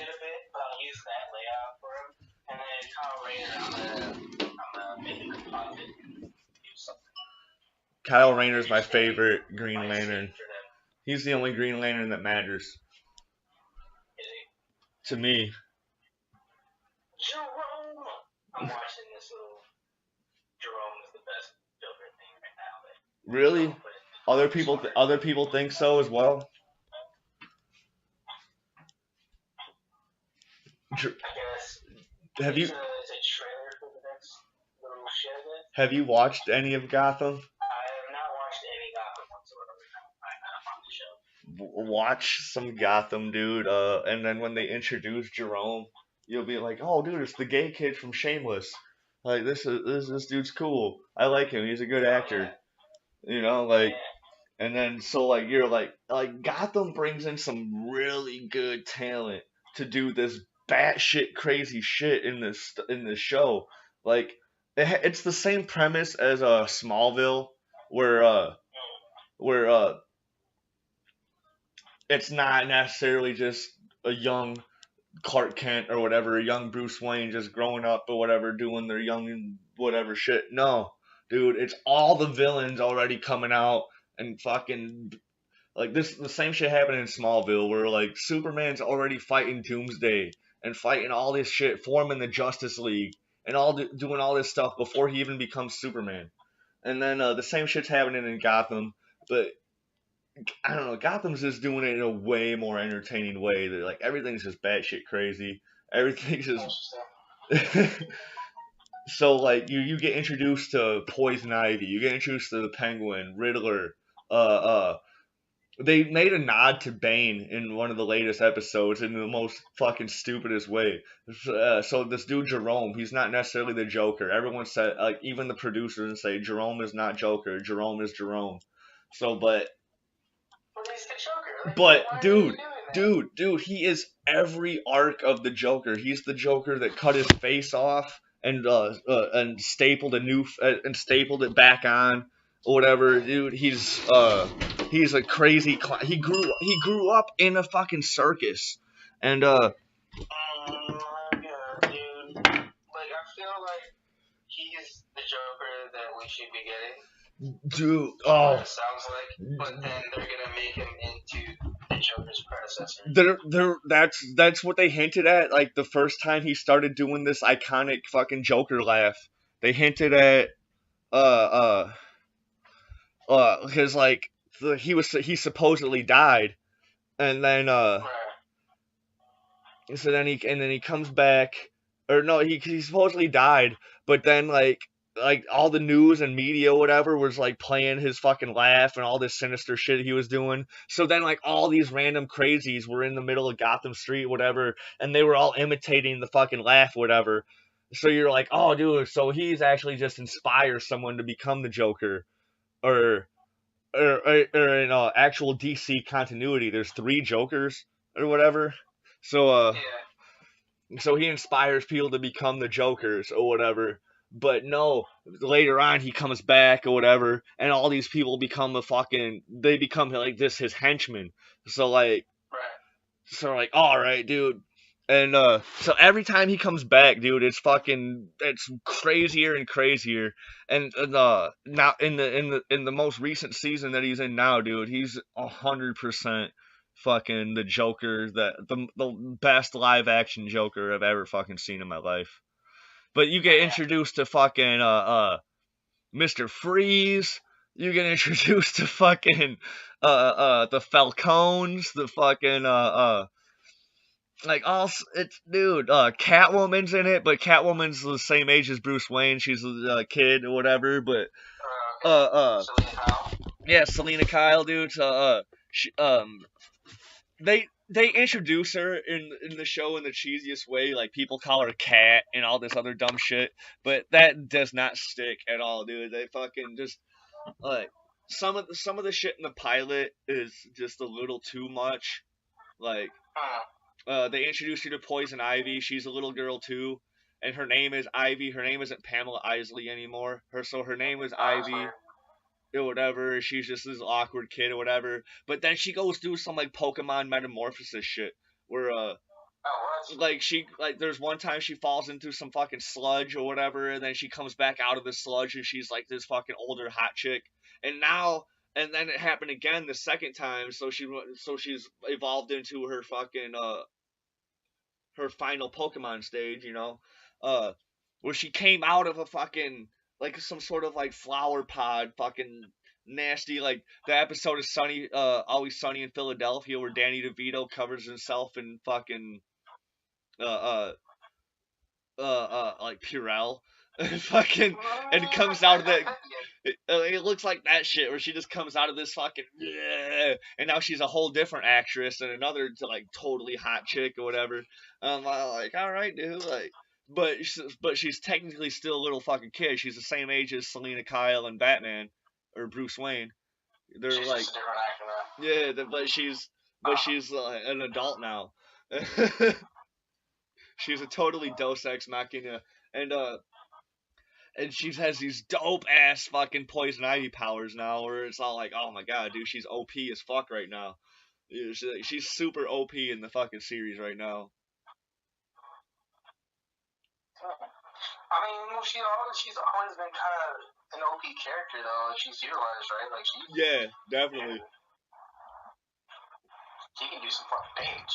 Definitely, but like how in the show has like you can tell like when they're outside in Gotham City, it totally looks like a set. But like when they're inside, like the settings and stuff, whatever, like that a lot of that shit looks really good. Like it has like it has a little bit of like The outdoor good cinematography quality is like so great, Agents of but the Shield. indoor shit is on point. Like Agents of Shield has that movie style quality to it. Like Gotham has a Yeah. little bit of that movie style quality to it, dude. Like Okay. it's really good, dude. Interesting. Like the first like I wanted to call the first two seasons fucking I don't like this show shouldn't be called Gotham, dude. It should be called fucking Jim Gordon beats everybody's ass. Yeah, Because that's what everybody's he saying does in that when it every first single started coming episode. out. Jim Gordon beats everybody's ass in every single episode. You're like, fuck. Yeah, sometimes he gets his ass kicked, but then he comes back and beats their ass fucking harder. I'm all like, dude, James Gordon is the Batman we need. Right? Mm-hmm. He's the one we need, but Bruce is the one we deserve. Yeah. There you go. Oh my god, Yeah, man, I'll have to check it out. the dude who I plays gotta check out Alfred, Archer the too, dude who though. plays Alfred's a I don't know. total badass. Dude, like everything about this show is fucking amazing. Alfred was always supposed to be badass. He's younger in this, I assume, so he's supposed to be. He should be fucking badass.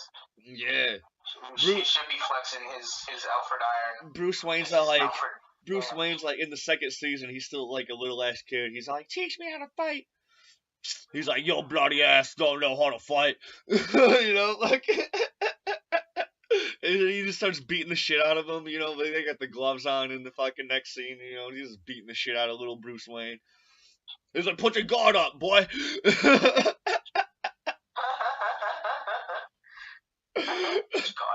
Dodge! Oh shit. That was a Dragon Ball Abridged reference. Why does he keep kicking me in the dick?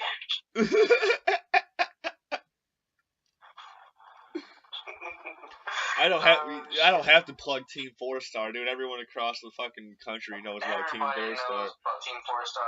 If they don't, they're fucking hiding under a goddamn rock. But I am a big fan. I am a big fan of the voice actor who plays Goku. His name is Masako X. He has a fucking channel on YouTube. He does awesome Dragon Ball reviews. He's really cool. I was actually a fan of him, and then like, cause I knew about Team 4-Star and Dragon Ball Abridged, but then I didn't start watching it until last year, yeah, like a little like in the winter of last year. So like 5 months ago, I watched all of Dragon Ball Z Abridged. But then I was listening to it, and I'm like, dude, this Goku actor sounds fucking familiar. And then I looked up their credits, so like who does who? I'm like, oh, Masako is fucking Goku. That's what. So when Masako does his reviews, he does voices and shit. Sometimes he'll do Vegeta voices, he'll do Goku voices, Gohan voices. He'll just do voices, whatever, when he does his reviews. When he's just like playing a character for like a second, and so like when he does his Goku, I was all like, that dude, that's a good Goku. That's actually a really good Goku. And then and then when I heard it on Dragon Ball Abridged, I was all like, oh shit, dude, that's Masako. That's all right. Because he says Vegeta. He always says Vegeta. Listen closely, because he's British. He's British. He says Vegeta and shit. Like, oh my god. He says Napper. Really? Yeah. I thought he said Nappa. I don't know. He'll say Nappa. Napper. Like. Well, my favorite shit is the Cell,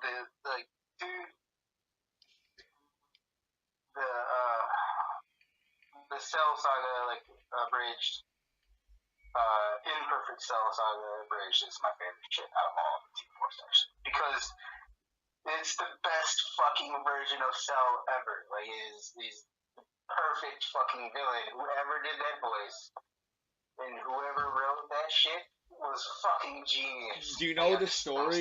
Do you know the story behind the behind the scenes story of Cell's evolution? No. All right, so Akira Toriyama came up with this design for Cell. It was Cell Form 1, imperfect, first form Cell. And he's like, this is the next villain. This is the next villain for the series. And they're like, no. So then, like, that's basically what happened. They're like, no. And so then he did the redesign, which is the second form cell. And they're like, no. So then he did the redesign, which is perfect cell. And they're like, yeah. So he did his Akira Toriyama shit, and he's all like, dude, I'm still gonna put all these other forms in there. Fuck you, mean? Yeah, fuck you. Yeah. Like imperfect. So like he had it one with the imperfect cell. So like, he's the best villain. I'm gonna drink you now. Like this is the best shit ever, bro. Dude, he was terrifying. He was terrifying. Like before they even showed him, they showed like it looked like the rapture. It looked like the rapture happened in the villages. Like all their, it was just their clothes. Clothes were there. Yeah. Everybody gone. Like, dude. Yeah, dude. Cell, that form of Cell was like extremely terrifying, dude. Like that shit like, was. I hadn't seen a villain in any show or movie or anything that quite did it just like that, because it was like nothing. Like, dude, he didn't give a fuck. He was hungry. He just wanted to eat you and then find his siblings and become perfect. Dude, he shouldn't have needed to do that. He consumed people through that fucking through that pincer or whatever, through that fucking needle, and he just sucked people down to nothing. He fucking drank you, dude. He didn't. You like, and you watch the people just like shrivel down into non-existence. You know, like, oh my god, like how terrifying. Like, watching that, like, can the Dragon Balls bring those people back? I don't know. I don't know. Did they even bring them back? Like, I don't even know if that happened. like, bro, they're just gone. North City, East City, Star City, like, they're all fucking gone, bro. Still, barren wastelands to this day. Yeah. Tragic. But then in Dragon Ball Bridge, they always had the Vegeta line like, "I am the hype."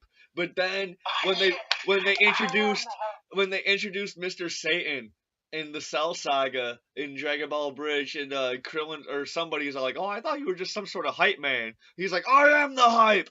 I lost my shit, dude. Because like. They did the same exact shit. Yeah, it's fucking great. Oh my god. That was some of the. Oh my god, that was some of the funniest shit ever. Like, they do a fucking really good job. Amazing. Like, that version of Dragon Ball is almost better than Dragon Ball Kai. I can't say it's better than Z, because the Z is just always going to be throwback classic, and we wouldn't have a bridge without Z. But it's definitely better than Kai. Kai is just the cut down version. It's definitely better than Kai. And all that shit. So it's, I mean, yeah. I'll take that. What? So yeah, I'll take that. It's better than. How did you feel about Dragon Ball Super's ending? It felt. I already knew that was gonna happen. I just didn't know it was gonna be 17 that did it. Right. No one knew it. No one knew it was gonna be 17 that did it because no one knew 17 was alive. Yeah, no, that came out of nowhere. I was just gone. I was like, what? 17 and Frieza? Like, I expected Frieza to come back out of nowhere. Like, come on, bro, really? Yeah. Like, he's just been gone this entire time. He's gotta be in there somewhere, fitting his time with that last hit in on Jiren and be the one that, you know what I'm saying? Just so he can hold it over Goku and Vegeta, and then no. It was fucking 17 and Frieza and Goku. Like, we're giving you the win, nigga. The nigga who runs the Force Preserve. Like, what? Yeah. That was dope. That was good. Yeah.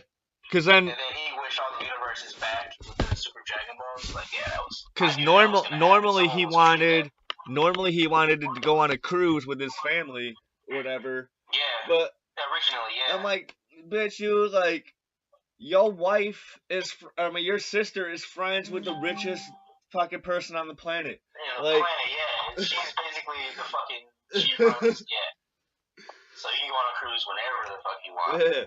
Get the fuck out of here. Then he did. They showed it at the end credits. He was on a cruise with his family. Oh, I didn't watch the end credits. No, dude.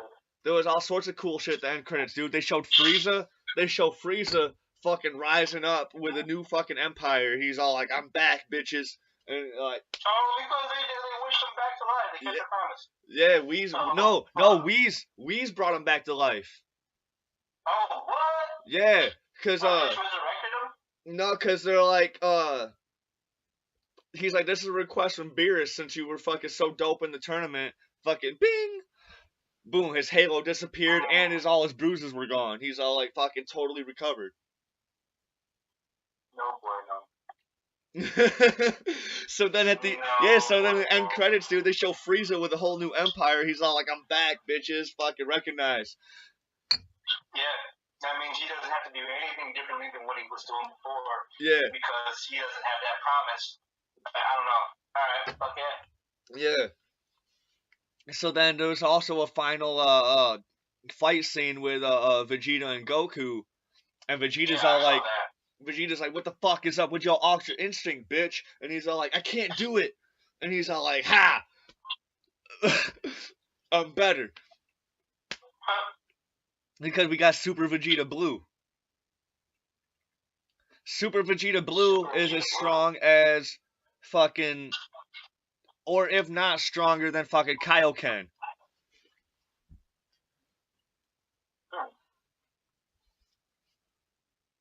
You saw Super Vegeta Blue fucking going against Jiren like and fighting Toppo and shit. He whooped Toppo's ass. Yeah, that's true. It is stronger than Kaioken. But if he Kaioken and then Ultra Instinct at the same time, though, I feel like that would trump. No, because the whole purpose of Ultra Instinct is that's a whole thing like beyond like Kaioken is like kind of like a basis of Ultra Instinct in a sort of way, but Kaioken is what Kaioken does is it turns all your fucking energy of anger and like all your negative emotions into something broader, and you're able to utilize that shit. So you're going at like full adrenaline. That's what Kaioken is fucking, you're going at your like fullest adrenaline fucking that you can be at. And that's why it fucks you up so bad. Ultra Instinct is your purest fucking state of mind. And you're almost like you're almost unconscious. You're fucking just, you know what I'm saying? Like Ultra Instinct is the fucking most purest form of combat. Where like you just work with like it's like the Bruce Lee type shit, you know, like.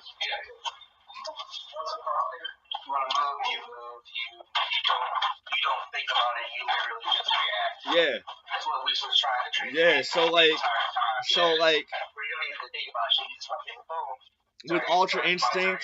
with Ultra Instinct he already has he has all the hidden power of like whatever Super Saiyan 1, 2, 3 fucking Super Saiyan God. He has all of that already within that form because it's all of the hidden power unlocked at once and then flowing at a fucking movement all on its own. You know what I'm saying? Where he's not wasting any energy or movement doing anything extra. Yeah. While he was when he was in those forms. Yeah, like in the manga, they have Mastered Super Saiyan Blue. Mastered Super Saiyan Blue is kind of like the same thing, where like, you know, because every time they show them powering up or whatever, and they show all that extra aura, all that is extra energy just leaving your body being wasted. So like Mastered Super Saiyan Blue is all that energy is not, it's not being fucking extended and being fucking wasted. All that shit's still being stored in you and you can use it how you want. But that's only in the manga. No, because well, it's slightly different, you know. The manga's really slightly different. The manga didn't even come out until after the show did, so it's behind, and it's their preliminal fucking Terminator Power arc was a little bit better too. Instead of what you call it, fucking Goku and Gohan and Boo fighting against the Danger de Trio. They had all of the universal gods of destruction fighting each other. In the manga, damn, dude, it Yeah. sounds fucking badass. That's way more lit, right? Yeah.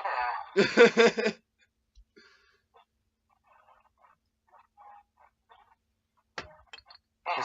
So But they yeah, got. I also wanted to see like the other fighters from Earth and shit that they were never in the show either. I was kind of sad about that. But I think you were telling me about how they were in the manga, so I would have to go back and read that shit. Dude, it's okay. good. Like the manga completely skips the fucking Resurrection of Frieza arc. They mention it in like a little small piece of narration, and then that's it. They completely skip it. Damn. No, it's just misnomer. Don't worry about it. And then nothing to see here. And then they switch to episodes like in the anime. There's a Universe 7 versus Universe 6 baseball episode. But in the manga, it's just a Z Fighters Mario Kart episode.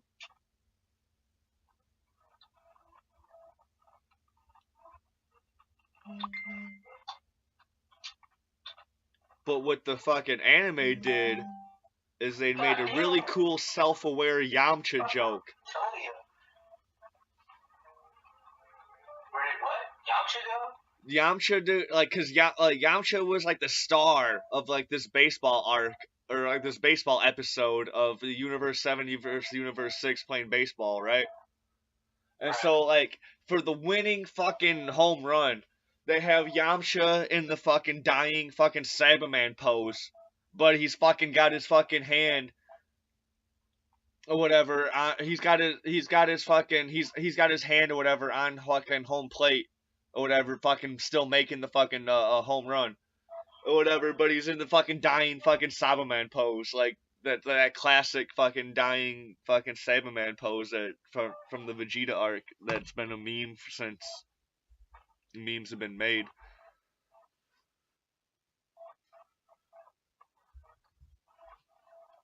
I'm looking at the comments.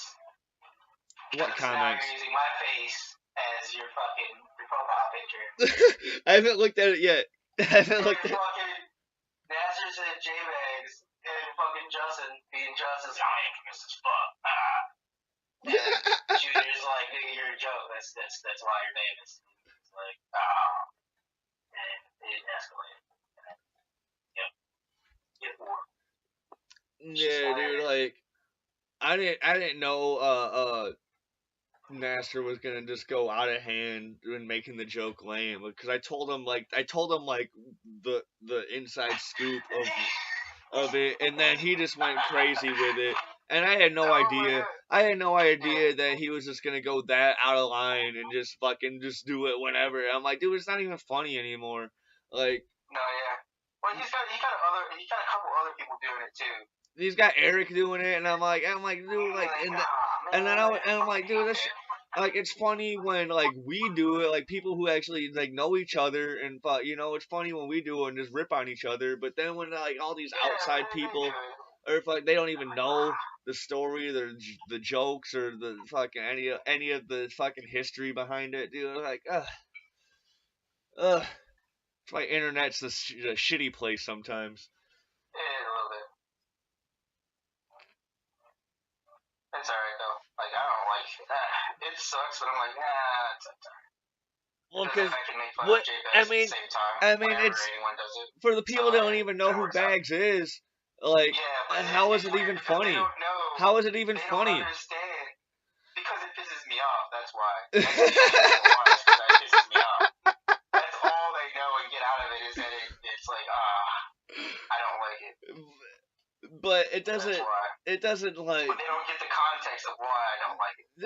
Yeah, and like, man, and I'm like how I tell jokes, dude. I'm a storyteller, you know. Like that's how I did. You saw my stand up thing, my little 5-minute stand up thing I did, and I'm a storyteller, and that's fucking. Like that'd be a story I'd tell, but I don't think it'd make a good stand-up joke. You know, it'd be a good podcast joke or whatever because you have the time to tell it. But if fucking a stand-up joke, it would take too much time, and I would need a fucking a screen and a projector to fucking make visuals and shit, you know, to do all the. It would just take too much time. It's not a good joke. It's not a good joke unless people already know all the Yeah, details. already know what's going on. Yeah. That's the beauty of an inside joke. Yeah, that's why. Yeah. Well, yeah, an inside joke, exactly.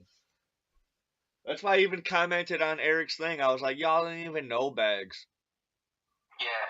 That's Like you have no idea why this is such a thing. Like don't. If you met him, maybe Brittany does, but she's the only person. Brittany has met him. I brought Brittany to his house. Yeah. Thanks, brags about that. Does he? To me, he was like, yeah. He did his bags thing. And he does. She was at my house. You know, I stole it from Timone. I was like, wait a minute. I was never trying to. I was never. Did you talk about Brittany? And I was like, dude, she wasn't even going. I didn't say that to him. I just let him have it. I was like, all right, yeah, he totally did. That's hilarious, dude. I was done kicking it with her after that fucking weekend, dude. I had to fucking after that night, dude. I had to babysit her that whole fucking night, dude. That shit pissed me off. I was like, man, I'm tired. Dude, I'm 30 years old, dude. I don't need to fucking babysit people anymore, dude. Or babysit adults anymore. I'll definitely babysit a kid, you know, because they need it. But I'm not babysitting a fucking adult anymore, dude. Fucking, she's 20 something years old. And I'm fucking, we took some acid together. And we're playing Mario Kart and shit at my house. And I'm like, all right, we're gonna go to Bag's house. She's all like, I don't know if I wanna. No, at first she's all like, all right, cool, let's go. So we go. I fucking we get a Lyft out there. Fucking Lyft takes us. Lyft is cheap right now, or it was anyways. I'm gonna compare Lyft with Uber when we leave Friday. And, I'm gonna try and be at your house. Like I'm gonna ride down to the BMO and then just ride out to your house with my clothes and shit on the back. Because if I can't get a ride, that is. If I can get a ride from somebody, I'll do that. But, all right, dude. If it happen, if we get whatever a little after whatever. Like, just let me know when you're on your when you're close, so then I can call the Uber, and then fucking boom, we can just make good time, and then yeah. enough of that. Enough of that. We're not leaving at like 5 in the morning, so we're just gonna be hella traffic no matter what we do. Yeah, it's dude. The traffic to Harvard is traffic to Harvard isn't shit. I'm thinking about just riding into Chicago, like we're going to work and shit. I'm not thinking about just going to Harvard. That's not gonna be anything. Traffic to Harvard isn't shit. No. Yeah, I was thinking about something completely different. Like we're gonna go through all this traffic. No. I'm paying for the Uber or the Lyft. I'm paying for the train tickets, and then I might pay for the if we have to take a cab from McCormick to our hotel, I'll pay for that too. Yeah, what's the CTA like, dude? I can't I tried to buy a fucking CTA card last year just to have that I can continuously put money on, and I couldn't. I forgot how to fucking get a train card or a bus card. So I don't know if something changed or what happened, but yeah. I don't know if it's more expensive or not now. It's been forever since it's a credit card now. It's called a Ventura card, and you have to fucking it's like a credit card now, and you have to fucking put money on it, dude.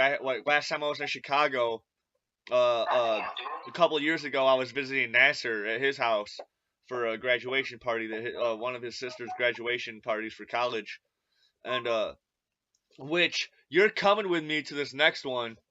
It's gonna be lit as fuck, dude. There's all sorts of Chicago police are gonna be there, cause his dad's a cop. I thought his dad didn't like you though. I thought his dad. His dad don't like me, but the rest of his family does.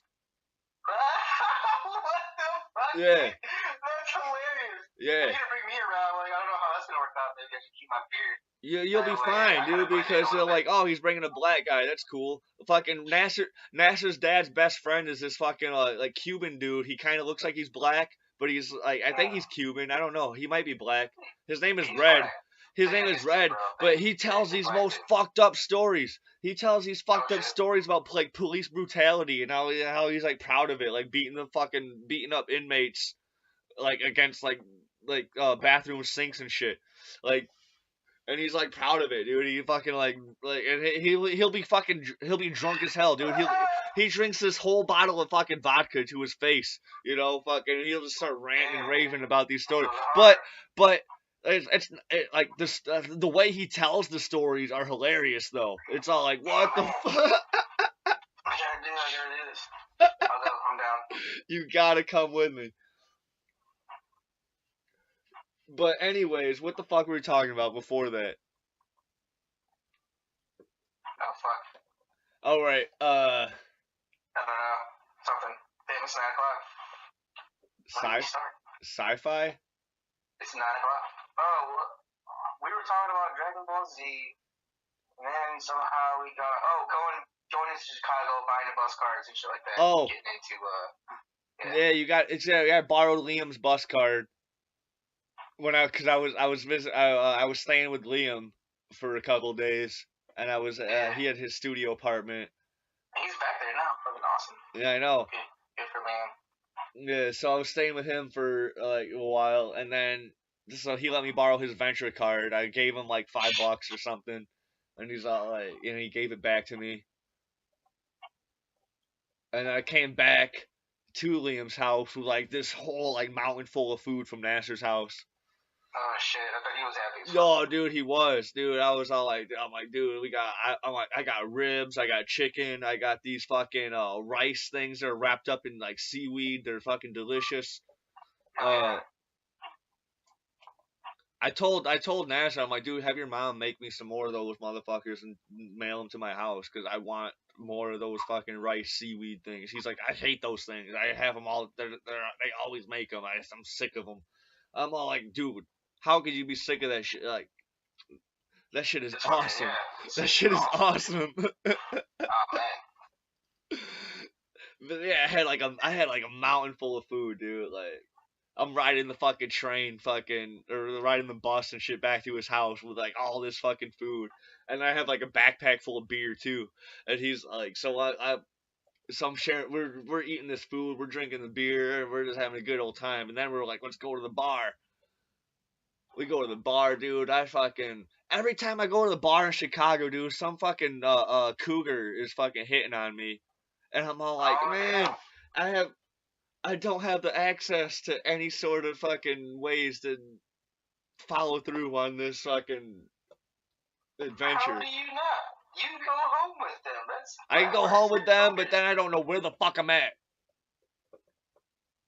It's not that hard. I know it's not that hard, but find out where you're at and then get back to where you need to go. Like you get back to the red line. Because then there was another time.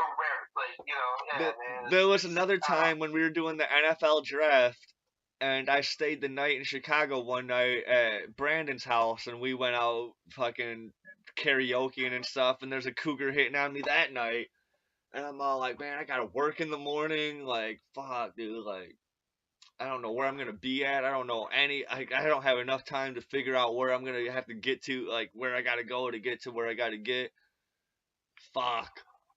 Because I already had my strategy planned out to how to get home from Brandon's house. I was like, I already had that shit ingrained in my head. I was like, all right, I gotta take this fucking red line to fucking boom, and like. But then having to figure out a whole new strategy. I've been drinking. Like that's also another factor too. I've been drinking. I don't think about stuff clearly. Like. Yeah. Interesting. Yeah, man, I've never gotten lost to the point to where, no matter how much I was drinking or anything, I never had that issue in Chicago. Like, I can always find my way. But that's because when I first moved there, I went out with a gigantic mug full of rum, and I literally. But then you also lived there for a little bit, and then I was also in just different dilemmas where like, man, I'm only here for tonight, dude. Or whatever, I'm going back like first thing in the morning or whatever. And I think I was helping Liam pack some of his stuff to shit the next day too. Oh into his car, because then he was my ride back to Rockford, with a car full of shit too. Yeah. So like there was all that, like there was just different. There was all sorts of factors that like I already had previously planned, and then once I tried to try to figure out some shit, and I had been drinking, I'm like I don't know what the hell I'm gonna do. That sucks, dude. Like, I don't know. Like, it's hard for me to get lost anywhere. I guess. I guess I have like supposedly I have a really good internal fucking. No, it's not. It's not getting lost. It's just fucking trying to figure out a new plan after I already had a plan set in motion. So That's so that. not being able to adapt to the new. Yeah. To the new reality, I suppose. Yeah, it sucks. Yeah, and it's that's usually the biggest aspect of it. Like just looking back, I can't really, since it's been a while since it happened. I can't like go back and like reenact everything that happened or whatever. I can just like tell you the best of my memory of what what happened.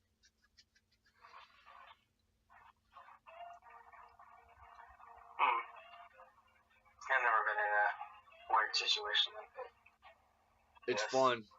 It's fun because you're just like singing fucking Britney Spears, "Hit Me Baby One More Time," and next thing you know, dude, your buddy singing Piano Man or some shit, and then you're dancing with a cougar, and like you don't even know how it even happened. Yeah, it just happens that way. I've never been hit on by a cougar unless you count Raquel as a cougar. I was 21. She said she was 29. I don't know. She was older though. Women like to say that they're 29 forever, which at that point can mean anything. But I didn't really ask them any questions. But yeah, that lasted for a while. There was another time, dude. I was in my fucking at Jewel. Like she came up to me trying to buy some fucking chicken for her son's 12-year-old son's birthday, and she gave me her number. So I called her that night. It was on. It was wild. There was this one time I was tripping on acid. Just when I was living in Loves Park. I had my apartment over by the river, like right by Tad's, and I was just walking. I had Starship with me. We were taking a walk down by the river and stuff. We were just having a good time. And next thing you know, this cougar and this gay dude were like, "Hey, what are you doing?" There was a gay dude that approached me. He's like, "Hey, what are you doing?" I'm like, "I don't know, man. I'm just fucking tripping, dude, having a good time, dude." Cause like I knew I could just say whatever the fuck I wanted to a gay dude, because they're usually just cool as fuck and they don't care. So I'm like, I'm just fucking tripping, dude. Fucking taking my dog for a walk. You're like, "Oh man, what you want?" I'm like, "Oh, I have some LSD, dude. I got some more at the house or whatever." I was hoping I could probably sell them some or something. And they're all like, "Oh man, that's what's up, man. Do you want to hang out with us, man?" You're like, I was all like, "Yeah, dude. Like, let me go back to my house, bring the dog back home, dude. We'll go to the bar, have some drinks." They're like, "Yeah, dude. Like, all right." So like this whole time, dude, this cougar's hitting on me, dude. We made out a couple times, and then I go to the bar to get some water, and then I fucking turn back around and they're gone. What? They're just gone. They're just gone. That sucks.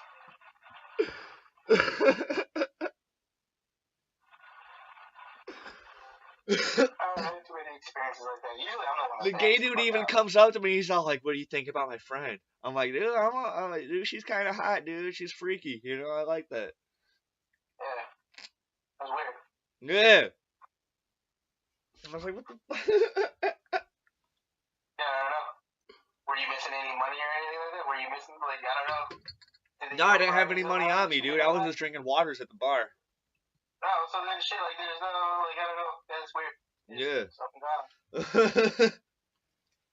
Something came up. Something important. Who knows? Yeah, I don't know. It was weird. Yeah, I didn't. Sometimes I do drugs responsibly, where I'm all like, "Dude, I might be in some awkward situations. I don't want to have anything on me." Drugs responsibly. Yeah. I don't need any cash on me. I'll have my debit card. It'll only be in one pocket the whole time. I'll make sure it's always in that one pocket. Yeah.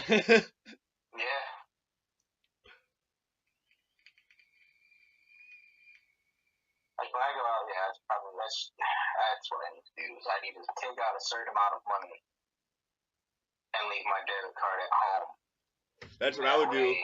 That's all I'm not. That's all I'm spending. When me and Brian used to go. Real with you, I left my card there and I ended up walking the fuck home, and I had to get a new card, which was like that was a long time ago, but still.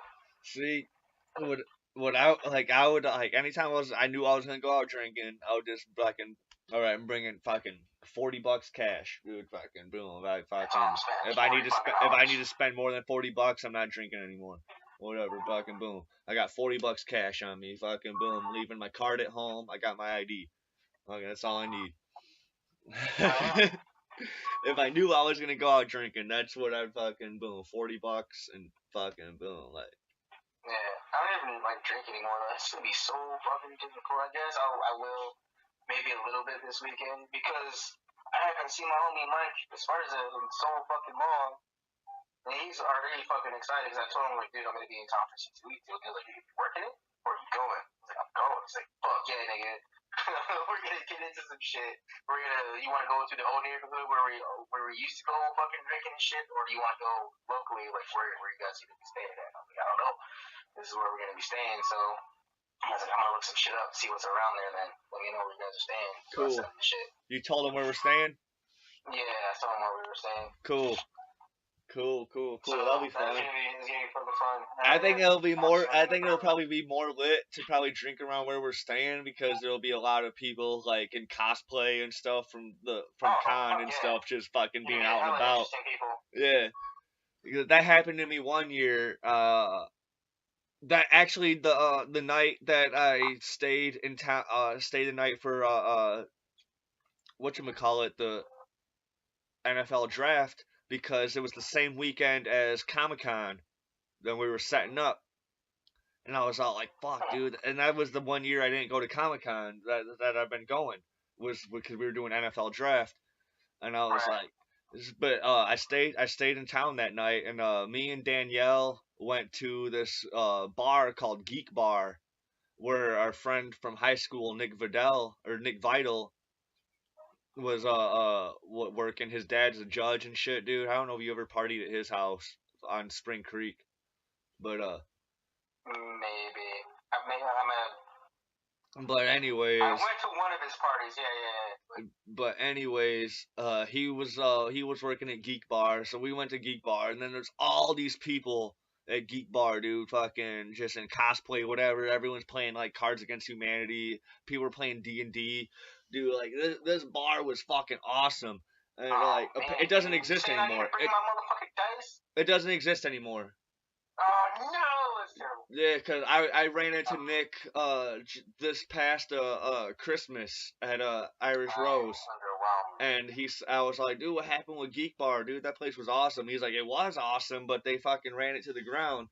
I was like, fuck, dude. Oh, they ran it to the ground. I want to know what happened now. Yeah. Man, that sucks.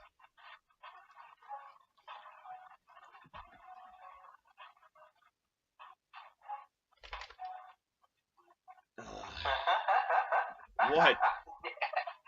Oh, just because you are trash doesn't mean you can't do great things. It's called garbage can, not garbage can. There you go. That's perfect. That's wrong. Who said that? Christy, she posted a meme yesterday. Garbage can. Not garbage cannot. I like it. Jesus Christ. That's just gonna give a lot of fucking people who are trash just fucking inspiration to just keep on being trash. Be trash. I mean, you gotta start somewhere. You can't always dream. Like, Dude, you gotta just start by a dreaming medium. Don't dream big right away, dude. Dream medium. And then fucking once dream medium starts to seem like, all right, I can actually do this, then you can start dreaming a little bit bigger. You know, like. No, fuck that. My my dream is to. I'm not gonna say that out loud. I'm gonna keep it to myself because Say it. not nice. I want to rule the world, and I'm gonna destroy it. That's my goal. That's my goal. Say it. Well, I did. All right. I'm gonna rule the world, and I'm gonna destroy it. How are you gonna destroy it? All in nuclear fire. I don't know yet. It's gonna be fire everywhere. I just don't know what kind of fire. How you gonna rule it? How you gonna rule it? From the shadows, nigga. From the shadows. Like, are you serious? With my cartoons and whatever little music and stories, subliminal messaging everywhere. Like, come on, bro. This is how I've had this plan since high school. Are you gonna do like what Fight Club did, and just like every once in a while you just have a cut where it was all like kill all humans, and then fucking shit's like a fucking it's like a point. It's like a 0.3 second little fucking kill all humans, and it fucking flashes real quick in like the middle of some dialogue. It's gonna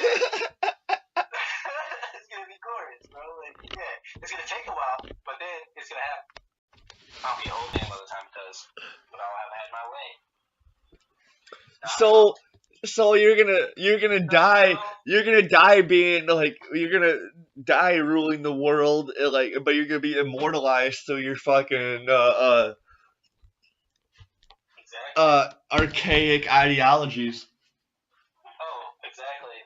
Well, the goal is to become a supervillain so noteworthy, kind of like the Watchmen.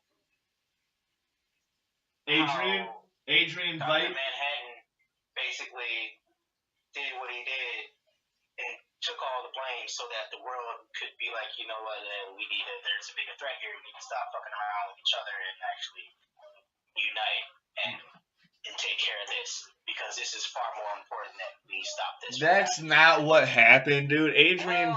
That's the message I took from it. You're playing the role of Adrian, dude. The fucking Ozymandias. You're playing the role of him to where you were able to be smart enough to manipulate Dr. Manhattan into fucking doing all that. That's what really happened. Yeah. That is what happened. Yeah, you're right. You're absolutely right. Ozymandias manipulated the fuck out of everybody except for Rorschach. Yes. Like, Dr. Manhattan got to the point where he just didn't even really give a fuck anymore, so he just let it happen. So, like, if he actually gave a fuck, like, I don't think Ozymandias would have been able to succeed, but I think, when Dr. Manhattan was able to, like, foresee fucking past, present, and future with or without his existence, that it was gonna happen anyways. So he just fucking let it go on, and then like in the movie, I think the movie ending makes more sense than the comic book ending. The comic book ending is it's comic book as fuck, because like Ozymandias is in the process of kidnapping scientists and artists and like bioengineers and stuff to create this giant fucking alien plant monster to fucking destroy New York or whatever. But like in the movie, he just manipulates Dr. Manhattan into becoming a bomb. Yeah. And that makes a lot more sense. You know, like that's just, I mean, they wouldn't have been able to do the whole thing with the plant monster and everything in the movie with the time and everything. It was already like a 3-hour movie, you know, with and they did a lot of what they could with the source material, and they made it like really faithful, like almost as faithful as they could for like such a big ass book to be condensed into a little movie. It was, I think, it was probably one of the most solid comic book adaptations of all time. It was the way of how to do. It was the way of how to do a comic book adaptation using the source material right. because there's ways that people have been doing it wrong. Where Oh, fuck yeah. with Zack Snyder and the whole Batman versus Superman, and then his first half of Justice League or whatever. But with Batman vs Superman, he did a lot of iconic comic book stuff. But what happened was there was mixing up with a lot of different storylines. Like you had Superman Returns when he like Superman comes back. It was written by fuck, what's his name? Um, Mark.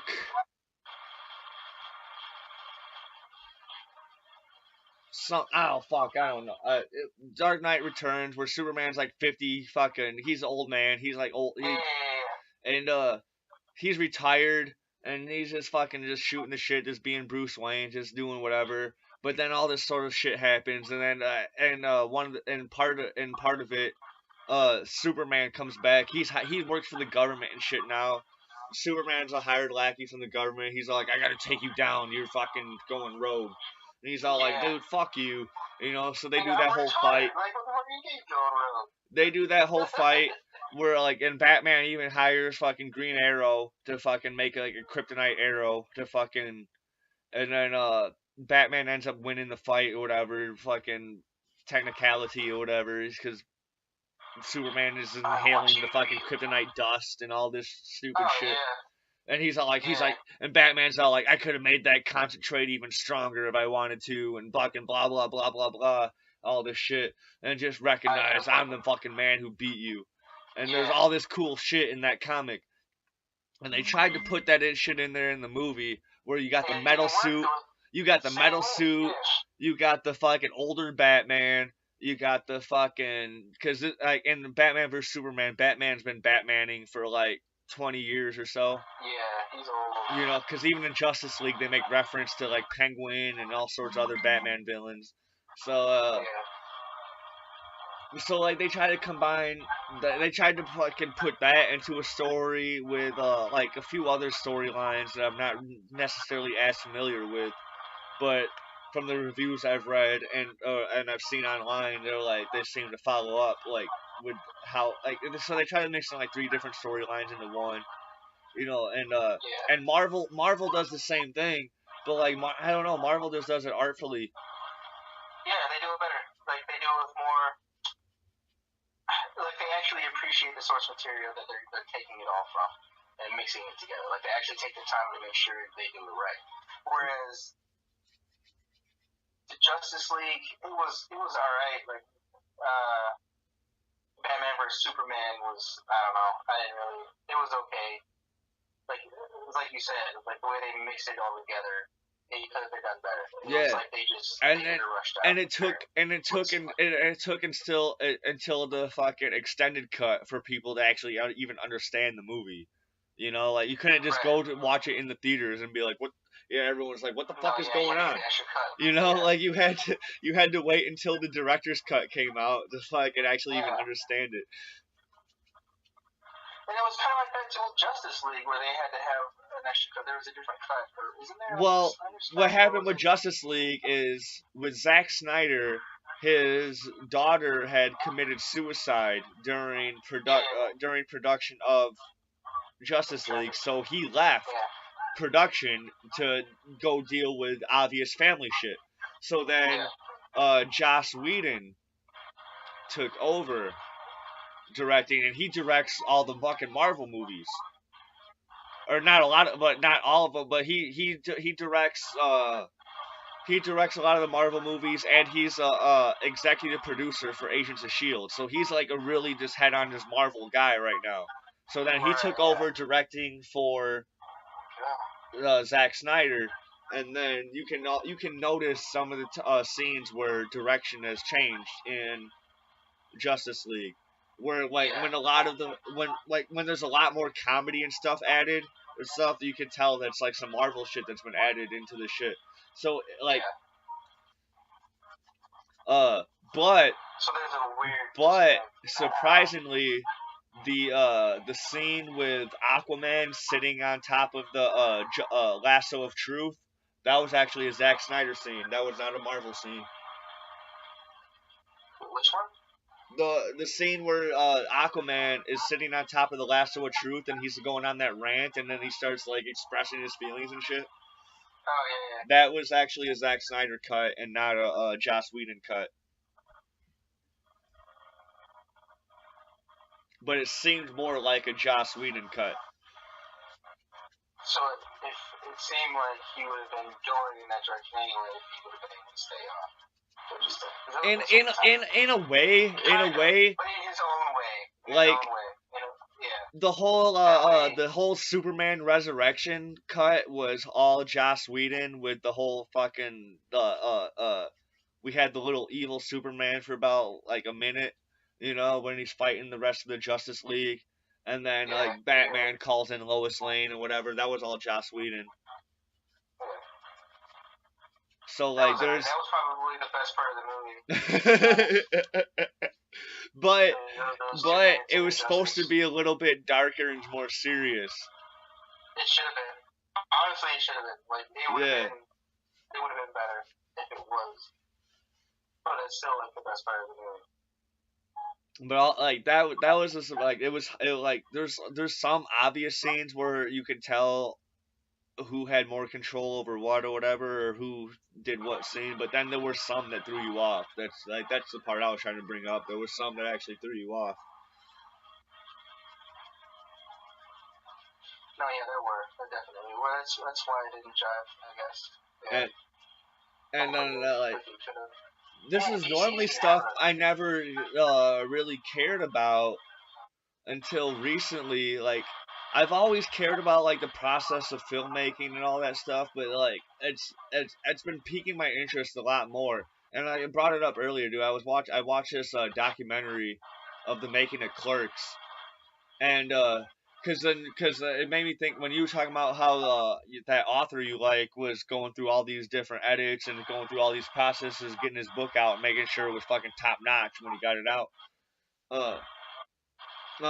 The making the Clerks, dude, it went through all sorts of crazy stuff, dude. Like that I had no idea. And this is kind of an old documentary, but I didn't watch it until like a couple weeks ago. And so he wrote the movie. He hired people. He had a whole audition process and did all this cool stuff. Like I thought he just like I always thought that he just like hired all his friends or whatever to do it, but he actually went through an audition process and actually like some of these people he didn't even know until like production of Clerks and stuff. And I was like, wow, dude, that's crazy. I didn't even realize. So then they start filming and they're doing all this stuff. They get done with filming and then he presents it to Sundance, whatever. And then Sundance liked it. It gets approved, whatever, and they go through all this stuff. But then someone was at Sundance who's friends with Harvey Weinstein, and they wanted Harvey Weinstein to come see the movie. And then when he went to go see it, he left like 5 minutes into the movie. He was like, "This is garbage. This is terrible." But then they went and dragged him to go see it again. And this time he's all one of the buddies was all like, "Yo, you gotta fucking just wait for the number 37. Just think about the number 37 while you're watching this movie." So then when they sat Harvey Weinstein down to watch the movie, dude, they fucking surrounded him and they sat him in the fucking center of a row. So then they surrounded him so he couldn't escape. So like, cause he wanted to escape 5 minutes into the movie again. But then they made him fucking stay. And then then he watched the whole fucking movie and he loved it. And then he's like, "All right, dude, Miramax is gonna fucking take on this movie." But then they had to go through some rewrites and some re-edits and stuff for the movie because of the original ending. Dante gets shot and killed. Oh shit! Yeah. Okay. I know. Yeah, in the original end, but so they went and did all this like different stuff or whatever. So then they just had the ending when Randall leaves the store at the end of the night and he's all like, "I'm out of here, fucking whatever, bye bitches," fucking, you know. So it went through a lot of stuff, and then like before it even went to Sundance, he had to go through he had to do test screenings with other people and all this stuff. And it just reminded me of the same process of what your author was doing with his books, you know, like. he had test readings and then whatever, like doing all that stuff. And I think Dalen was doing the same thing, like he posted a thing on Facebook when he was just finishing keepers. He's like, "Hey, I need some people to read through keepers or whatever, dude, and give me your feedback, whatever, so I can go on doing my final edits, and then fucking bada bing, bada boom, get this shit on the road." Yeah, I think that's what I'm gonna do. I'm gonna do at least one rewrite. Like I'm gonna let a couple of you guys read it because I know like how it progresses is kind of weird from how it starts, and I'm probably gonna have to change their age and some other things. But I know how I want it to end. But I'm probably gonna have to still rewrite it because the way I'm writing it, I started it like in rhyme form, like the fucking Dr. Seuss book, because I was thinking about Dr. Seuss at the time. And then, so I tried to rhyme a lot of it together. Yeah. And it's just been escalating to something that it's hard to rhyme with because like the story has developed into something epic, and it's hard to keep rhyming. Like I don't know, it's weird, but it's there. So I want to keep that format as much as possible, but I'm probably gonna have to cut out some things and boil it down a little bit and rewrite it. Yeah. And shit like that. But I definitely need to do that as soon as possible because I feel like this is something because I just made it up on the spot. So I kind of, and it's amazing because I've been sticking with it. So yeah, I want to get it out. I think it has potential. It might have potential. I don't know, dude. I think you got what it takes, dude. Like I don't know if I've ever read any of your writing, but I think you're creative and smart enough to come up with something really cool. I mean, that's what she says. Like she was blown away because like I literally just made it up on the spot. She asked me to write her a bedtime story, and at first I was fucking with her because she never heard of the Lorax. So I basically copied and pasted all the Lorax and fucking started doing that. And she was like, "Oh, wait a minute, hold on." I was like, "No, but this is a great story." And she's like, "No, I want something original." So I fucking, I don't know. I just did it. How did she know? How did she know if did you tell her? Or did you tell her you were doing the Lorax? I told her. I can't lie, nigga. Like, fucking, I have no reason to. It's hard. I'll only lie about certain things if necessary. Dude, so it's very rare. I felt like such a genius when I was dating my last girlfriend because she like knew nothing at all about pop culture, dude. So I would just fucking bust out all these random jokes, and she just thought it was just me being hilarious. And I was like, no, no, sorry. That's not me at all. That's terrible. Dude, fuck it, man. You play with the cards that you're given. No.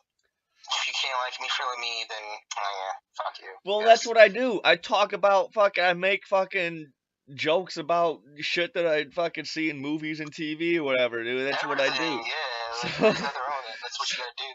So that's my personality, dude. So like, well, whatever. Your personality is a little bit more than that, but yeah.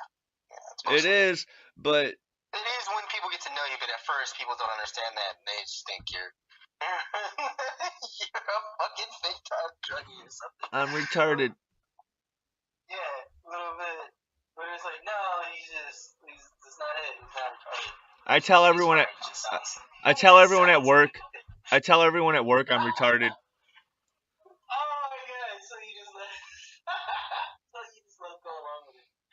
Do they treat you different? No. No. Like yesterday, I was on the for some reason. No, for some reason, register number 12, their little debit machine is like really low. Like all the other ones are higher up.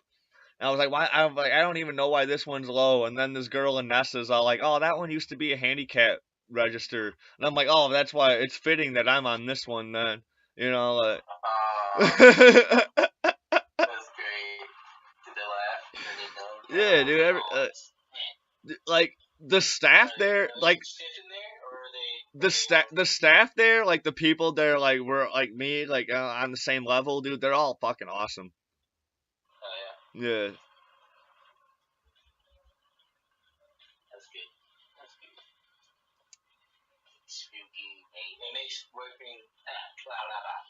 It makes working in that type of environment a little bit more bearable. Yeah. Yeah, they're all great. They're Yeah. Because it gets so monotonous sometimes. The fucking music, dude. The radio. Like, you can. Oh, dude, you can barely hear the music. I can hear a song every once in a while. Just wait till Christmas. Oh, I know. I've worked in retail before. Yeah, you know. You're ready. So you're already properly prepared for the most part. Yeah. I've worked in retail, man. I know all about the Christmas music, man. That shit is maddening. Maddening, you said. Right there. That shit right there is probably the second biggest reason why I want to destroy the world. Right To destroy the world. Christmas jingles in the retail that Christmas just play over and over music. again on a fucking loop that just get into your brain and then you don't leave. You know? It needs to end. It needs to fucking end. When Jeremy Stole Christmas, another fucking Dr. Seuss ripoff. Whoa, I'm not stealing anything. I'm just burning all the Christmas trees out. And shitting all presents. That's what I'm doing. Like, there's Dude. I'll leave them all there. Nasser couldn't wait 5 seconds for fucking sound to get better. No, dude. Because this episode's been lit since sound got great. I mean, it has been, but I mean, acid is doing nasty. I don't know, man. What's up, Clyde? Who are we gonna see when we at T2? Is everybody gonna be there? Is Tonio? No, Tonio was there one time and I wasn't there. And then Yoselin was there one time, I wasn't there. Because this is my first time going all weekend. I usually just go one day. Nasser and his little brother will be there. Like I know some people that will be there, some people that I've hooked up with, like hooking up with like indie creators and stuff.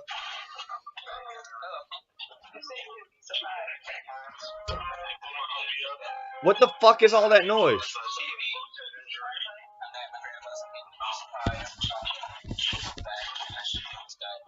I couldn't hear anything you were saying. There was all that noise in the background. That's weird.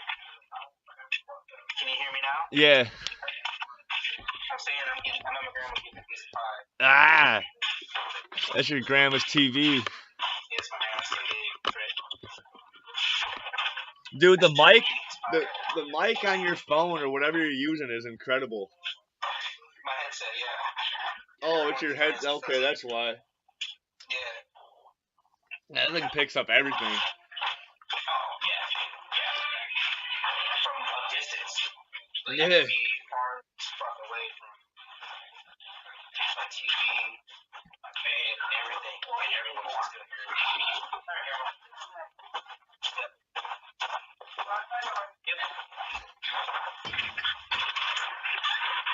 Dude, you gotta come with me. You gotta come with me when we next time I do push the core.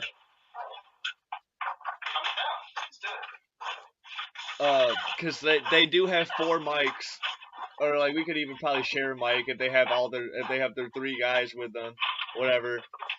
Yeah. But dude, and they are a blast. And their shit's legit. Like they had like a really dope legit setup, dude. They got the soundboard, they got the mics, and I was like, dude, you make me feel like an amateur, even though I know I am, obviously. You are an amateur, yeah. but I'm getting better at being a better host, being more vocal with all this stuff. I'm getting better at not swearing as much. Yeah, all that stuff, man. Like, That's one of the things. Like, push the core was a really good test, and I swore in the I swore twice in all the 7 episodes. In all 7 episodes, I swore twice in that whole fucking, and they're all 15-minute episodes. I'm not saying I swore twice in each episode. I'm saying out of all 7 episodes, I said fuck twice in that shit. You know.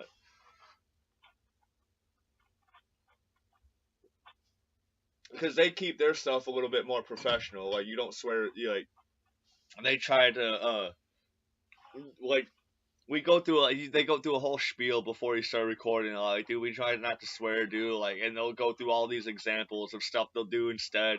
And like, I'm like, dude, that stuff's even funnier than swearing. They're like, yeah, exactly, because swearing just like kind of comes off ignorant or whatever. And I'm like, it's totally true, huh? It's not though. I mean, but when you can come up with some like silly alternatives, like it. It's better, yeah, come up with silly swear and use words and terminologies that people have never fucking heard of in the same sentence, and it's like, so I don't understand why swearing is the way it is, but that's because my vocabulary. It shouldn't be as offensive as it is, and it's been getting a lot better throughout the years. You know, like, and like South Park and other media have been pushing the boundaries with that type of censorship and fighting the FCC and all that sort of cool stuff. But in a normal, just like cultural standpoint, dude, I heard a fucking customer today. It wasn't even my customer. It was someone at the next register down, and they're like, "Oh fucking shit!" Like, I don't know the rest of the story, but that's all I heard, and I was just cracking up. Because I was all like, hell yeah, dude. Fuck, even the customers get fucking out of line or do whatever. Like, I know the customers get out of line, but like when they do it in a comical way, I fucking love it, dude. Like, I'll be in the middle of fucking grabbing their change, and they'll say some fucking outlandish joke, and I'll almost fall to the floor, but I have to contain myself. I'm like, dude. I'm like, stop! I almost bashed my head on the register. Stop being so funny. Stop being. And dude, I hit on these old ladies. I hit on these old ladies, and they fucking love it, dude. Like. Oh, she work with? No, the old lady, like, they'll be buying wine. Like, it'll be someone who's like 110 years old, dude, buying wine. I'm like, ma'am, are you old enough to be buying this? Can I see your ID? Yeah. They're like, oh, stop it. Oh. Like, dude, the whole fucking Golden Girls will come through, dude, fucking buying wine and sandwiches and stuff. I'm all like, oh man, what are you guys doing? Like, what are you guys partying at? I'm off in 30 minutes. They're like, oh, and then they'll fucking give me information where they're at. I'm not partying with these old ladies. Like, it'd probably really like a really good time, and I probably could get a sugar mama or some shit. But But I'm not really getting off in 30 minutes. Like, I'm not really getting off in 30 minutes. I'm just being friendly to the guests. And which I get in trouble for not being friendly enough to the guests. I'm like, get the fuck out of here, dude. Like, I'll be schmoozing the fuck out of these people. Like, like. Yeah, that's rough. No, it's funny. There's some people, like, if they write a check. If they write a check with that's like a couple like $20 or $10 over, dude, I'll be schmoozing these people so much. Like, I forget to give them back their change for the fucking cash back, and they don't even fucking notice it until like they come back later. Like, oh, you forgot to give me your cash back. I'm like, oh fuck, yeah, you're right. It's terrible, but like I get in trouble. They're telling me I'm not in trouble for fucking not being friendly enough or not like. Or not paying enough to the guest's existence. That's like they told me like like no, but I do pay attention to them. Like, but they weren't getting at me not paying attention to them where I don't give them their cash back on their fucking checks. They're just talking about I don't pay attention. Like, I'm not giving them eye contact. I'm not telling them thank you for shopping at the store. Yeah. I'm like, get the fuck out of here, dude. Like, I'm telling that to every single fucking person. Like, what are you talking about? Like. That's the whole reason I wanted to be a cashier, so I could get paid to fucking talk to. Like I already talked about that one in the beginning, but fuck him, fuck him, fuck him, Jeremy, fuck him. Fuck 'em. Well, be careful because you don't want to lose your job over this. Oh, I won't, dude. That's what I'm saying. I'm like, that's why I've learned by today. I've learned who to do what around.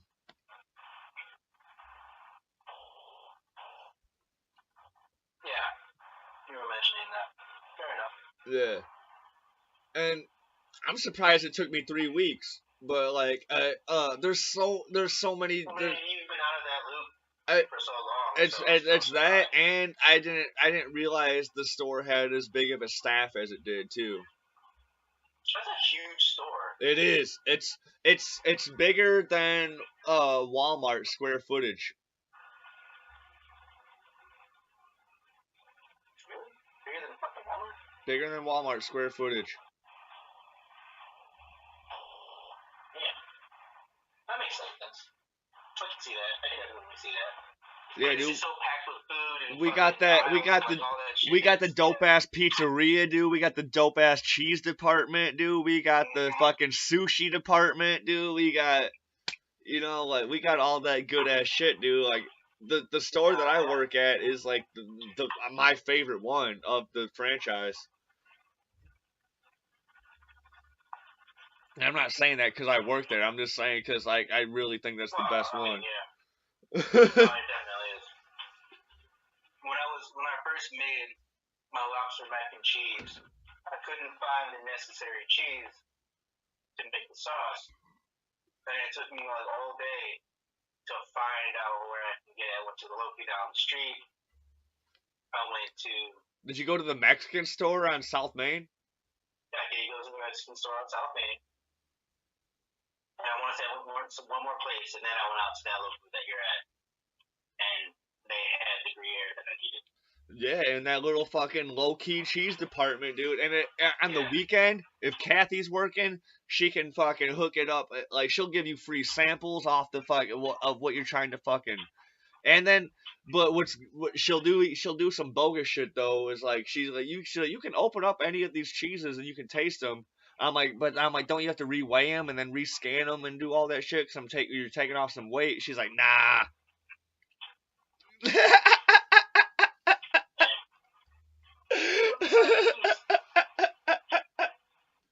I'm like, what if 10 people come by and want to try the same cheese?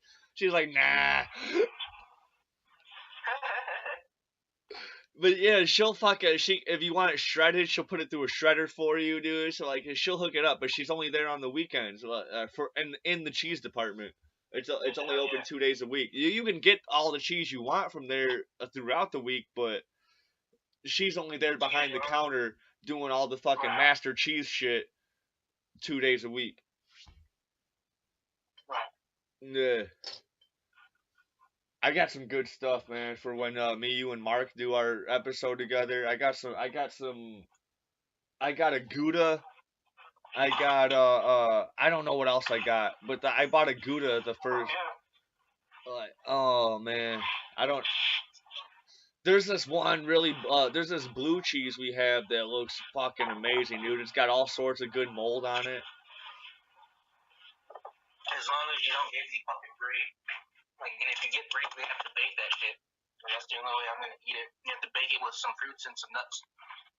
Some what? Some currants and some blackberries. What cheese? Brie. I don't have any of that.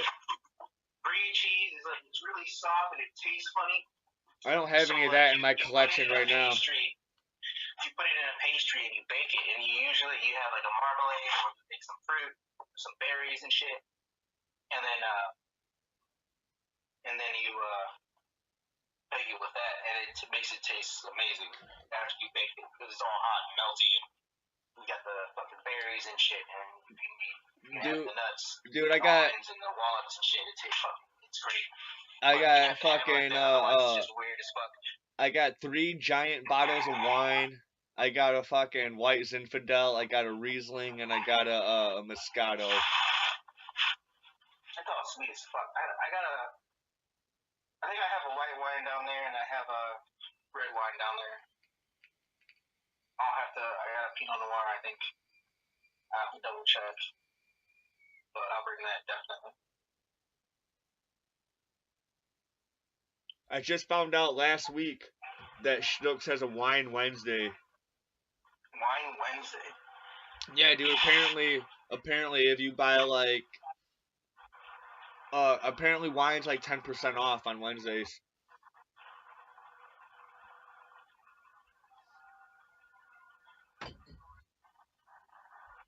I just found that out last week because this old lady was buying like she bought like 12 bottles.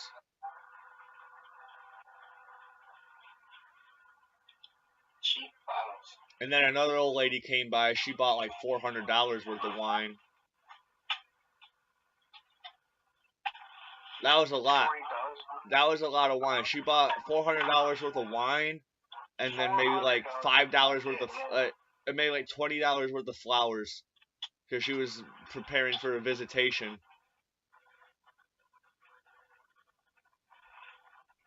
I'm like, yeah, you guys are gonna fucking, you guys are gonna celebrate the shit out of that life.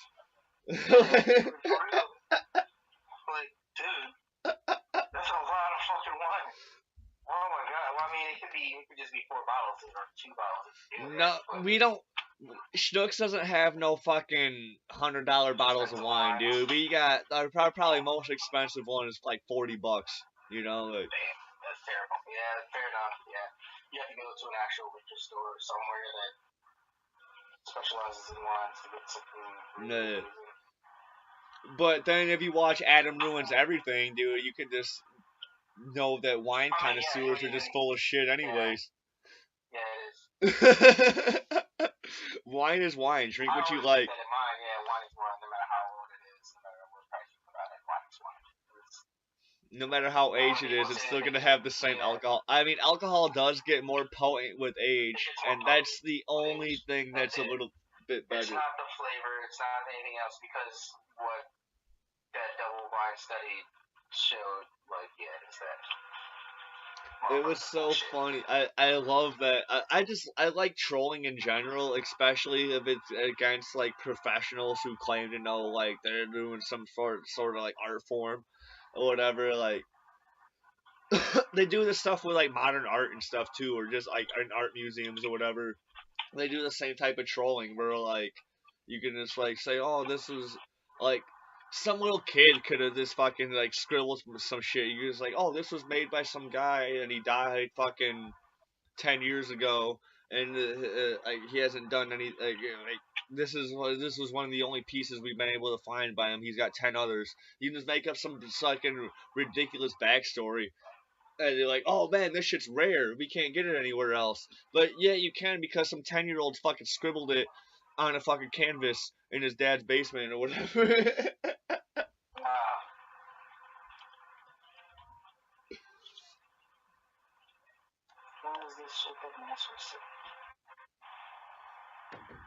Alright, so Jeremy, I got a story for you. It takes place cause this was mainly meant to be about fucking griping about shit.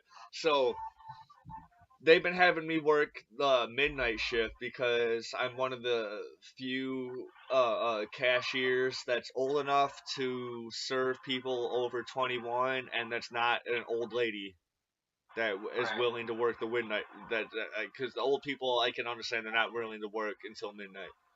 Makes sense. So so they're starting to have me do this, and then the overnight manager. There's an overnight manager that comes in at 10 o'clock, and it's probably like 11 something, and these group of kids come in, and 2 of them are buying liquor, but there's 4 kids total that are all buying shit, but 2 of them are buying liquor. I card the 2 that are buying liquor, and they're old enough, and then I fucking just scan everyone else's shit. Then the dude comes by, he's like, did you card all of them? I'm like, no, I carded the 2 that bought liquor. He's all like, you should have carded them all because they could be sharing. I'm like, anybody could be sharing with anybody. Those 2 kids could have waited out fucking side, and they could have been sharing or whatever, or like, or I'm like, do you want me to card a fucking dad that comes in with his son, and you want me to card his son? I'm like, oh, I'm sorry, you can't fucking buy this beer because you're with a 10-year-old. You know, like, get the, yeah, like, get the. it, if you're paying for the booze and you're old enough to buy the booze, you can buy the booze. Fucking, like, I have no control of who you're fucking consuming the booze with. I have no control over that. Right. None. Once, yeah, if they're old enough, they show proper identification. Yes. And they have the funds for it, then, like, yeah. Yes, I have no control over who you're sharing it with. Cause, like, it's not, cause whoever thought out that, cause even in the orientation video, it says we have to card everybody. Even, like, and that's even happened to me at Walmart, where like, I didn't have my ID on me, and someone's buying the beer or whatever, and I'm all like, well, I'll just go wait outside then. They're like, no, we can't even fucking get it to you anyway. We just went to another register, you know, like. But like, that shit does not make any sense, dude. Like, if you want me to do it for that select group of people, then I have to do it for everybody. You know what I'm saying? Right. Yeah. Like, I cannot sell liquor to a family of people if they have their kids with them. I cannot sell. You know, if you want me to do it to that select group of kids, like, who the other two could have been 19. I don't fucking know. Right. Whatever. Like, but if you want me to do it to that select group of kids, then I have to do it to everybody. And each one of those kids made their own individual purchases. Yeah. So, like, they weren't doing a group purchase. You know, they weren't fucking throwing all their shit together. They each made an individual purchase too. So, like. Right. So, like, am I supposed to treat them as a group, or am I supposed to treat them as individual customers? You know, like, get the fuck out of here. I mean, it's obvious to see that they're all together, but if you're making an individual purchase, no, you're individual customers. You know, fucking. Yeah, at that point, yeah. So it's, I mean, as long as you have your shit, like, I don't know. I mean, yeah, it's fucking. I'm glad other people see my logic. I'm glad. Because dudes are like, if they were able to get in an accident, whatever, they'll see the receipt and your name on it. You can, like, the store can get in trouble. You can get in trouble. I'm like, no, I fucking can't, because they were old enough to buy the fucking booze. Yeah, exactly. Like, they were responsible. There was at least one person that was old enough to buy the fucking booze, and they did it. And fucking. Whatever happens to them outside of that shit is not on me. Cause, yeah, once it leaves the store, it's out of your head. Yeah. If I sold it to a 19-year-old, yeah, dude, it's obviously on me. But no, I don't do that shit, dude. Fucking, I card people that look my age, you know, and I see their ID and they're fucking, they're exactly my age and shit, and I'm all like, alright, you know, like, cause we look good in our 30s. We look good in our 30s nowadays, dude. Like, I guess, yeah. Or maybe we just. I see people in their 30s coming through looking like they're fucking 25, and I'm all like, dude, I need to see your ID. Like, get the fuck out of here. And then like, and it blows my mind because I just look to my right and look at the new date. It's fucking it's about to be April 3rd, 1997 is the fucking liquor date. I'm like, 1997. These motherfuckers need to be fucking born in 1997. I'll be seeing some IDs come through with their fucking 1996. And I'll make that joke. I'm like, oh man, you barely made the cut. Well, I made it though. Yeah, 97 is cut now. God damn. That's true. Fucking A. Yeah. And it blows your fucking mind. Like, because like the older you get, the faster time moves. But and you don't really realize it until you like can step back and think about it. This is true. Because everything's moving so fast anyway, like you really don't take a step back and realize it until something like that does happen. Whoa, wait. What? Well, like when you're a kid, there's like so much going on, so much cool shit going on. You're fucking learning all sorts of new shit. Your mind is able to fucking slow down time. To where you're able to fucking access all this fucking cool shit that's going on and all this new information that you're learning, all these new experiences. Your mind is able to actually access like this slow down the time. And then once you get older and you get used to the experiences and all that stuff, it becomes, in a sense, like a mundane, where you don't really give as much of a shit, so you just fucking pass it by, Yeah. Yeah, you start letting life pass you by, and then you end up getting into a midlife crisis. Like, how the fuck did I get here? Like, kind of repeats itself over and over again. Oh man, I know people in their 20s going through midlife crisis right now. I'm like, no, dude, that's just your quarter life crisis, man. There's that's just your 20s, bro. I remember going through my quarter life crisis. And I'm like, oh my god, this is like, nah, that's just the beginning. That's just the beginning of life. It's just the beginning. Isn't it? It's so crazy, dude. Like the first 18 years of your life is such a fucking roller coaster, and it's so exciting. And then once you get off, and once you hit that fucking 20, you're like, shh, all right, now departing real life. Fuck.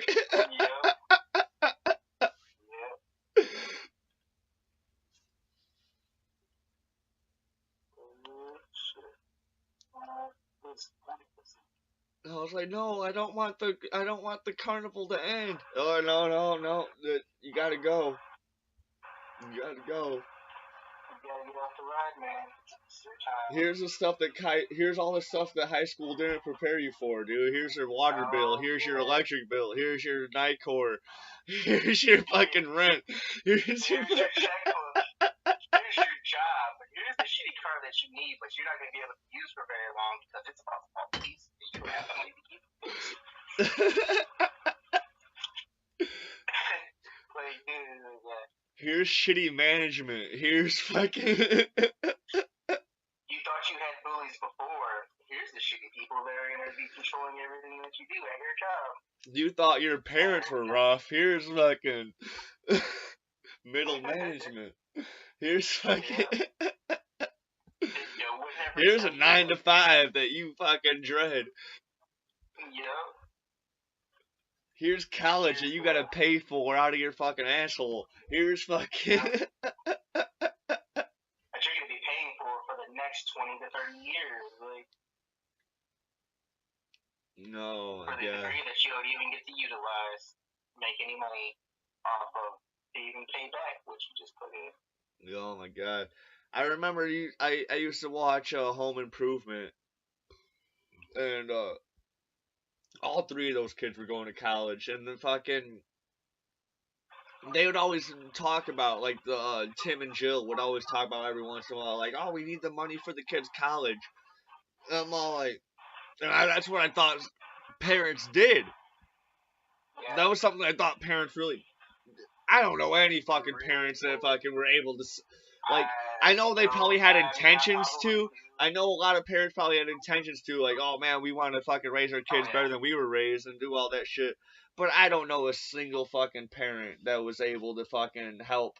Actually do that, yeah. Like, maybe help pay for maybe a portion or so, but no parent was able to pay for a whole fucking at least not even a whole, not even like even a whole year of tuition, like that shit's always got to be taken out in loans. It's getting more and more expensive, so it's like if any little thing happens, what you thought you were saving for a college fund or that nice car, or that fucking beach house, and wherever the fuck, like, dude, you end up having to use that shit. Dude, like, 4 years. 4 years at like a prestigious. 4 years at a prestigious university is over 4 years of wages in a fucking of someone who is of like middle class or upper middle class.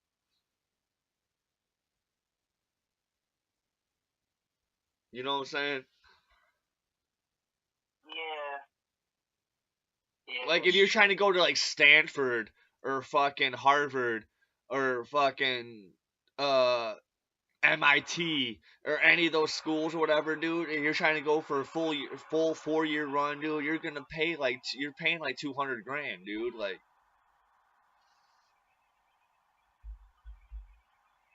$400 grand, yeah, pretty much. like 50 grand a semester, dude, or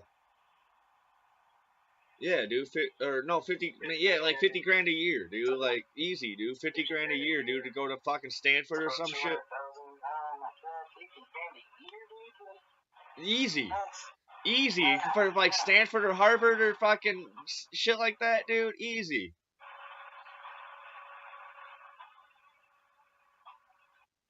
I'm Easy glad I didn't 50 try grand a it. But at year, the same dude. time, Fucking. I'm upset that I never went. But at the same time, I'm glad I didn't go.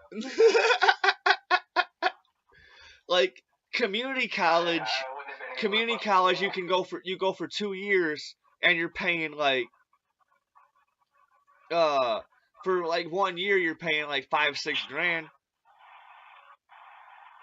Yeah, that's a lot. But I mean, you can work that easy. You can work for that easy though. Like that's different.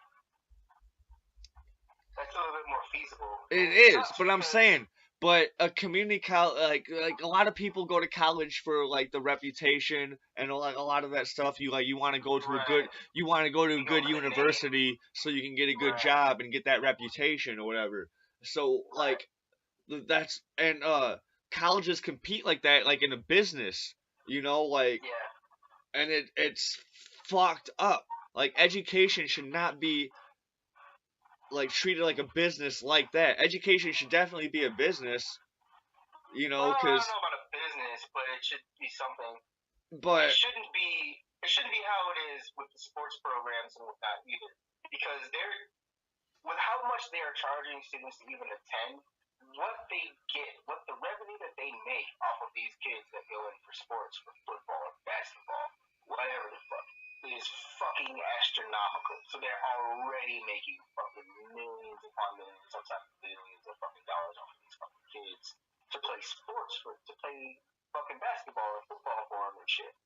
And these dude, kids aren't even getting paid for any of that, yeah, they're not getting let paid. alone They're not getting paid for merch. They're not getting paid for like any of the for vendor shit. stuff. They're not Like, getting it's paid fucked up. ticket sales. They're getting paid is recognition, and and Getting a recognition and these and maybe people a chance to get to the and NBA these or people whatever. are like especially football.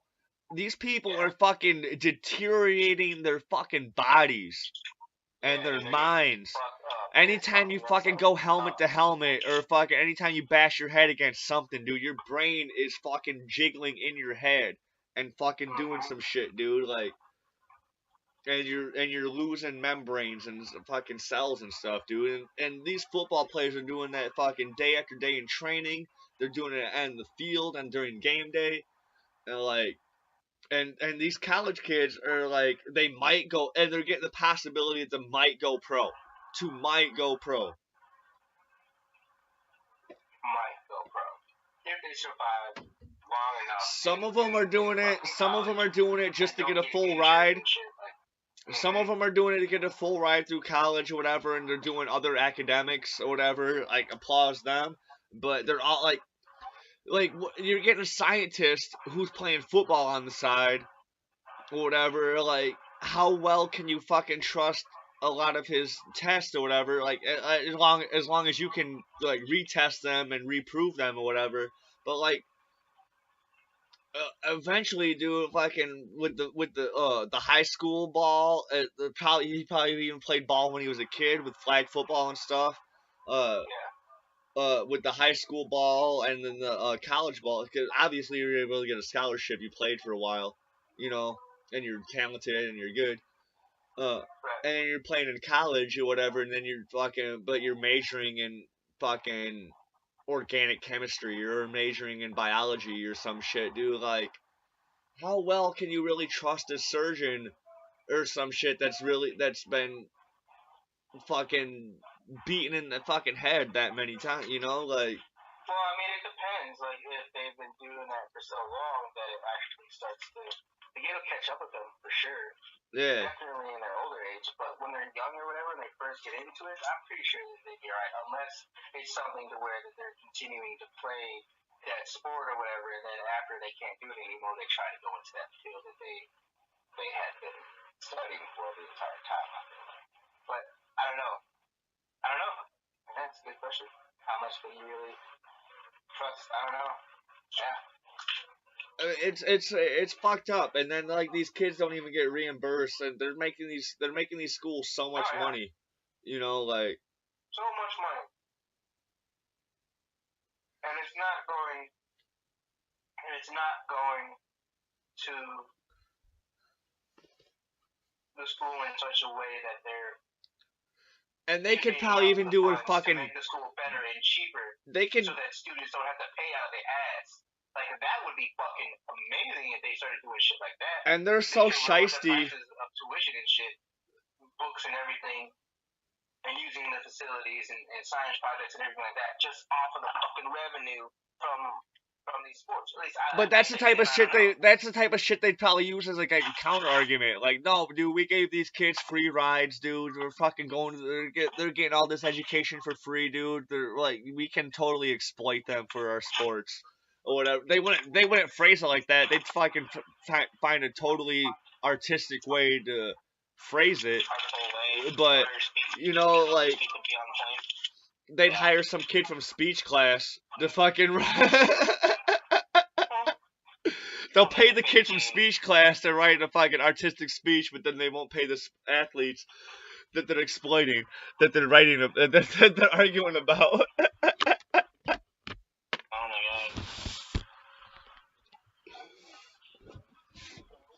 god. They'll pay the college kid who's fucking tutoring other kids, or they'll pay the college kid who works at the bookstore, but they won't pay the fucking kids that are fucking representing your fucking athletics team that could go fucking into the nationals and all this other. Right. Yeah. These kids can fucking die doing this shit, and you fucking can cause long-term problems, but fuck them, right? Well, even less worse than dying, dude. They can fucking become permanently injured.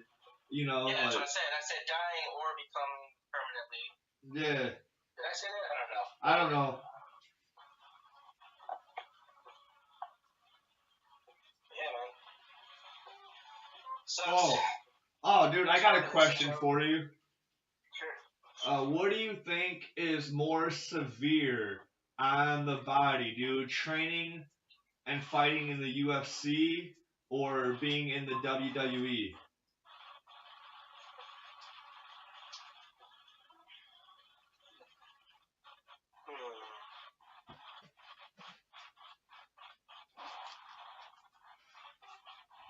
UFC.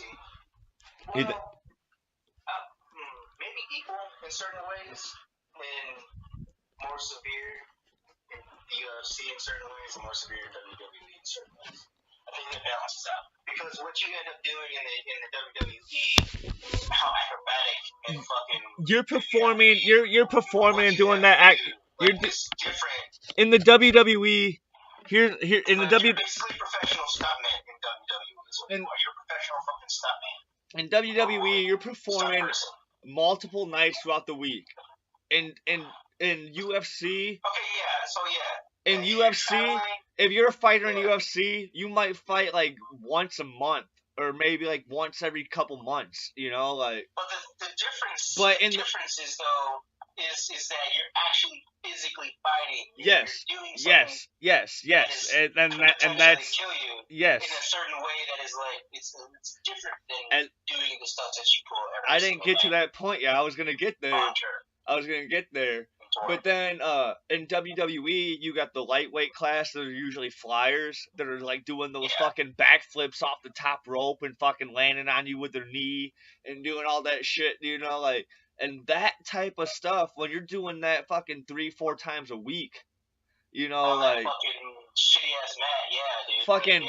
Hulk Hogan used to be fucking 6'7". He's fucking 6 foot, like 5 or 6'4" now because of his doing his fucking special every fucking night or whatever on whatever doing wrestling or whatever, he fucking lost fucking height, dude, from dude.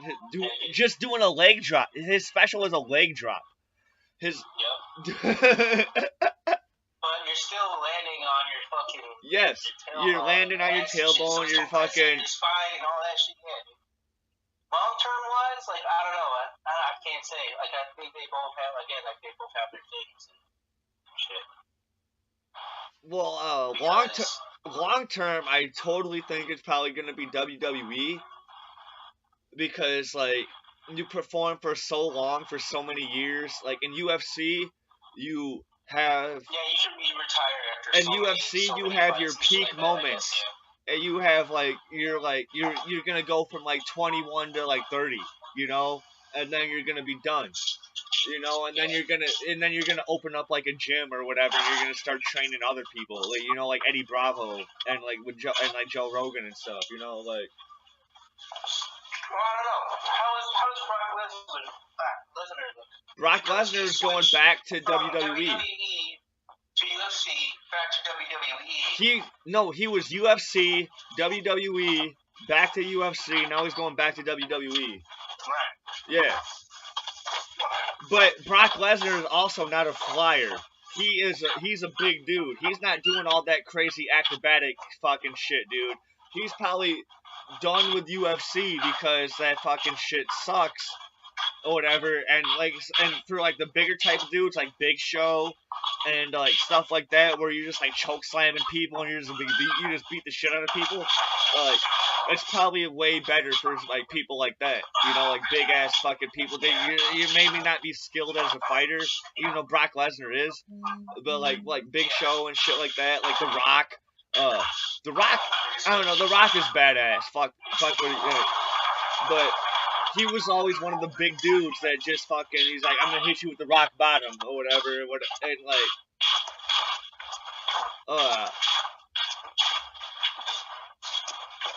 you know, there's always like the big people like Rikishi and stuff like that. They didn't do any of those acrobatics, but then I saw X-Pac fight Rikishi in WWF Raw, Monday Night Raw. And fucking, that was, like, so you have X-Pac doing all this wild shit against a fucking sumo wrestler. And, obviously, like, if you're kicking against a sumo wrestler or versus kicking against a normal bodybuilder, it's gonna feel different, dude. You're gonna have a slightly different impact and shit, so like focus and also in WWE you're gonna fight against different weight classes. You know, in UFC you fight against the same weight class. In WWE, dude, it's fucking whatever, dude. It's fan service. You want to see who fight who? All right, we'll make it happen. You know, like. Let's also make sure we make this clear. Something else that happens in the WWE that I'm not sure what happens in the UFC, but in the WWE, they're always on tour, and the wrestlers have to make their own way to get to the venue. Otherwise, they don't perform that night. Yeah. So they're responsible for making it to that venue themselves. Yeah, and they don't show up unless they get to a certain point in the company and they move up. Maybe. And they become an integral part of the show. But until then, like, they're responsible for getting there themselves. I don't know if it's the same with UFC. If, like, say, you set up a fight and then you don't show up because you can't make it there of your own volition, I'm pretty sure I like to think that someone's making sure that you also get there on time or whatever. You know what I mean? Yeah, with the WWE, like, it's like the wrestlers like that are like huge, like Triple H and stuff like that. They obviously have their own tour buses that go around with the fucking trucks and shit. Show, yeah. You know, like, cause I've seen Triple H walk out of his tour bus, and fucking, I was like, oh my, dude, I had no idea that dude was that huge. Like, I've seen him on WWF Raw like my whole entire fucking childhood, and I'm all like, and then when I seen him in person, like. Fucking like 7 years ago, and I'm like, holy shit, dude, like.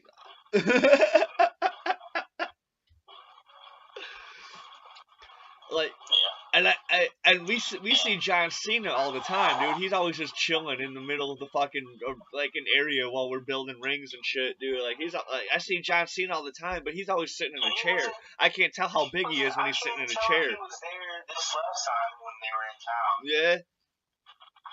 Mhm. I can't, but like I know for a fact he's a huge dude, but I can never tell how big he is because every time I see him, he's sitting down. I'm like, what the fuck? I want to see how huge these dudes are. I'm fascinated by that shit, especially if you do it without roids.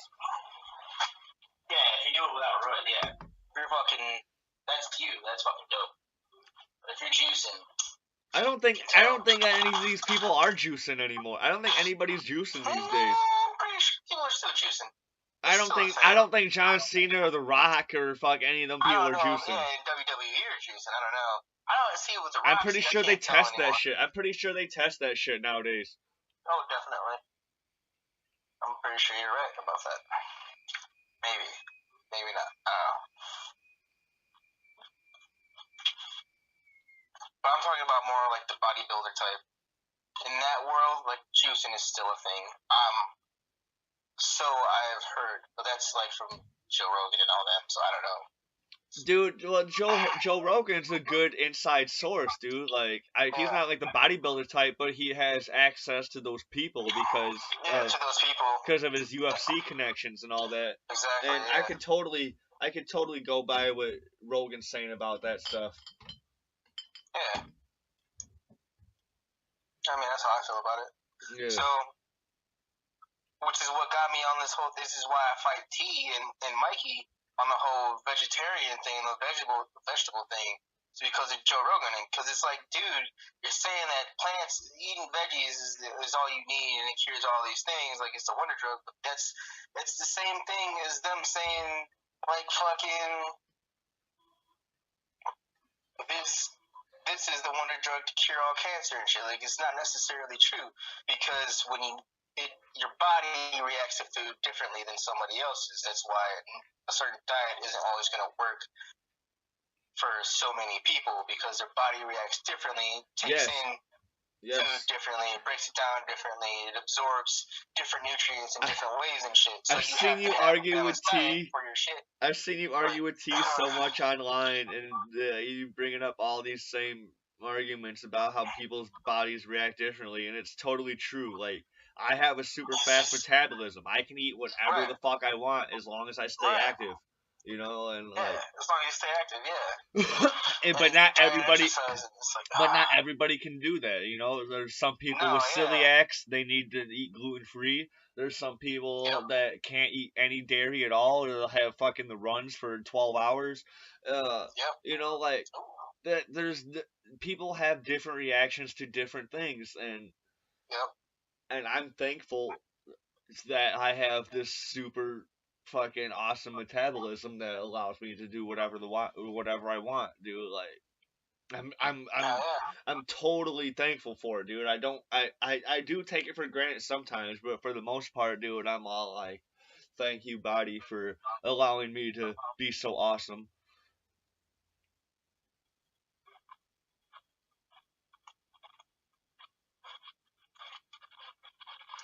I don't know how my body. I think I can pretty much eat anything the same way as long as I'm active. You can. I think you can. I think you can, dude. Because I think we're the same. You're just a little bit more solid than I am. You're a little bit heavier than I am. Just that's your body type. Yeah. Whatever. I'm more fucking lean and slender and all that. Whatever. And you're more stocky. Yeah. But I still think we probably have the same type of metabolism for sure. Oh yeah, definitely. Because as much as I've been trying to be on this diet, I've also been kind of slacking a little bit because my discipline sucks. But I've been doing good and doing the little bit that I have been doing here at home, like doing the Wolverine workout, ramping that up, and then doing an extreme amount of fucking crunches and sit-ups and push-ups and shit. It's just been. What's the Wolverine workout? I'll send it to you. But it's not much. it starts off with just 3 sets, and then it Was it ramps up part to of like that 7 fucking meme? sets. Was it part of that meme workout, like the fucking like the One Punch Man workout, the Batman workout, the Wolverine workout? Yeah. I remember you're like, I'm gonna do all of these. You're like, no, you're Oh not. man, yeah. No, you're No, I'm not. not. I just picked one and I did it. Shut your I've been face. doing that one. But it works though, dude. Like it's good. Like I'm not like I have to get into the gym because I'm rigging and shit.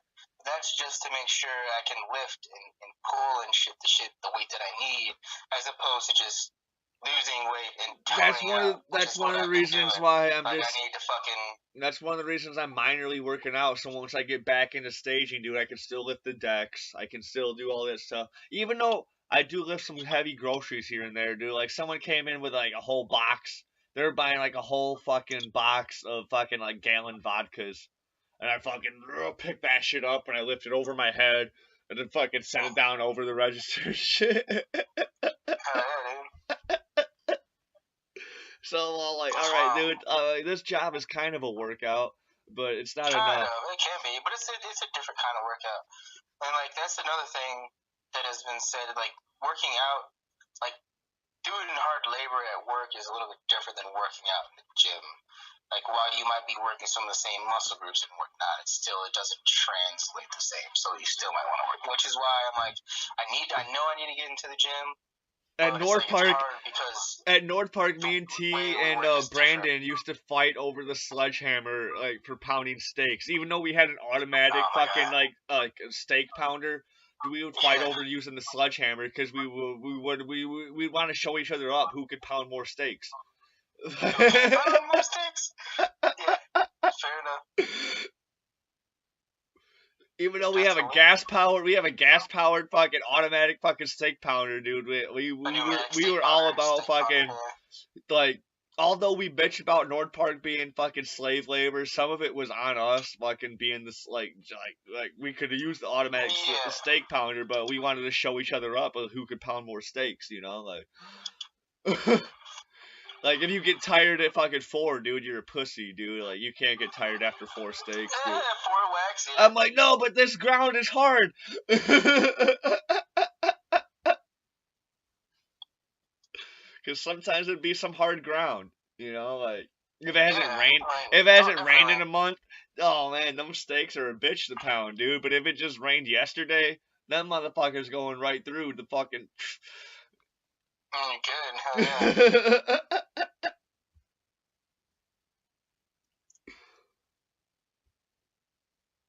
That's true. I feel like that with decks though. Fucking, that's why if I'm ever on carpentry, I'm gung ho about lifting on the decks and shit. I try to put be on the inside of the frames and shit, so I can put all the decks in. Yeah. Because that's hard as fuck. Then just formatting the decks up into place so that way the people on the inside can lift and set them. And I also try to be in that same position on the out, like especially out of town and shit. Oh yeah, for sure, that's dude. That's a fucking workout. That's definitely a fucking. That's like, man, dude, motherfuckers don't understand. Like that shit. Like I don't know. I definitely like being a carp out of town. Like, I don't like being a carp in town because, like, it was whatever, dude. Like, I just want to, when I'm working in town, we're not making shit money. Or, like, we're making decent money for what we do. But, like, for all the other venues and stuff, we're not making much. But, so when we're in town, like, I either want to be, like, video or audio. Because it's, like, the easiest shit you can do. But out of town, dude, I want to be electrician or carp all the time, and I got a good electrician experience because anytime we're in the Coronado in town, I'm always electrician. Like I'm like, for some reason, Eric wants me to be his right hand man, even though he bitches about me fucking being too slow or fucking doing stupid mistakes or whatever here and there every fucking time. I'm all like. I'm like, then why the fuck do you want me to be your right hand man, dude? Why do you want me to do all this shit every time you're gonna bitch about it every time? The more you bitch about it, the worse I'm gonna do. Yeah, pretty much. Well, no, Only, like, let's say me. only because Let's it's say me. Eric. If it was like a real boss or something that was like telling me like, no, like, then that I'd probably give a fuck. But it's Eric, and I don't Yeah. fucking care. Because it's Eric, yeah. Well, no, I can't say that because, like, in Madison or Milwaukee the other day, I was fucking like this dude Roger had me do everything by myself. He fucking sent James, Eli, and Crystal Chris up into the catwalks to deal with all the Legos and the fucking oh god, what are they called? Source Force up there. That's a decent And team. and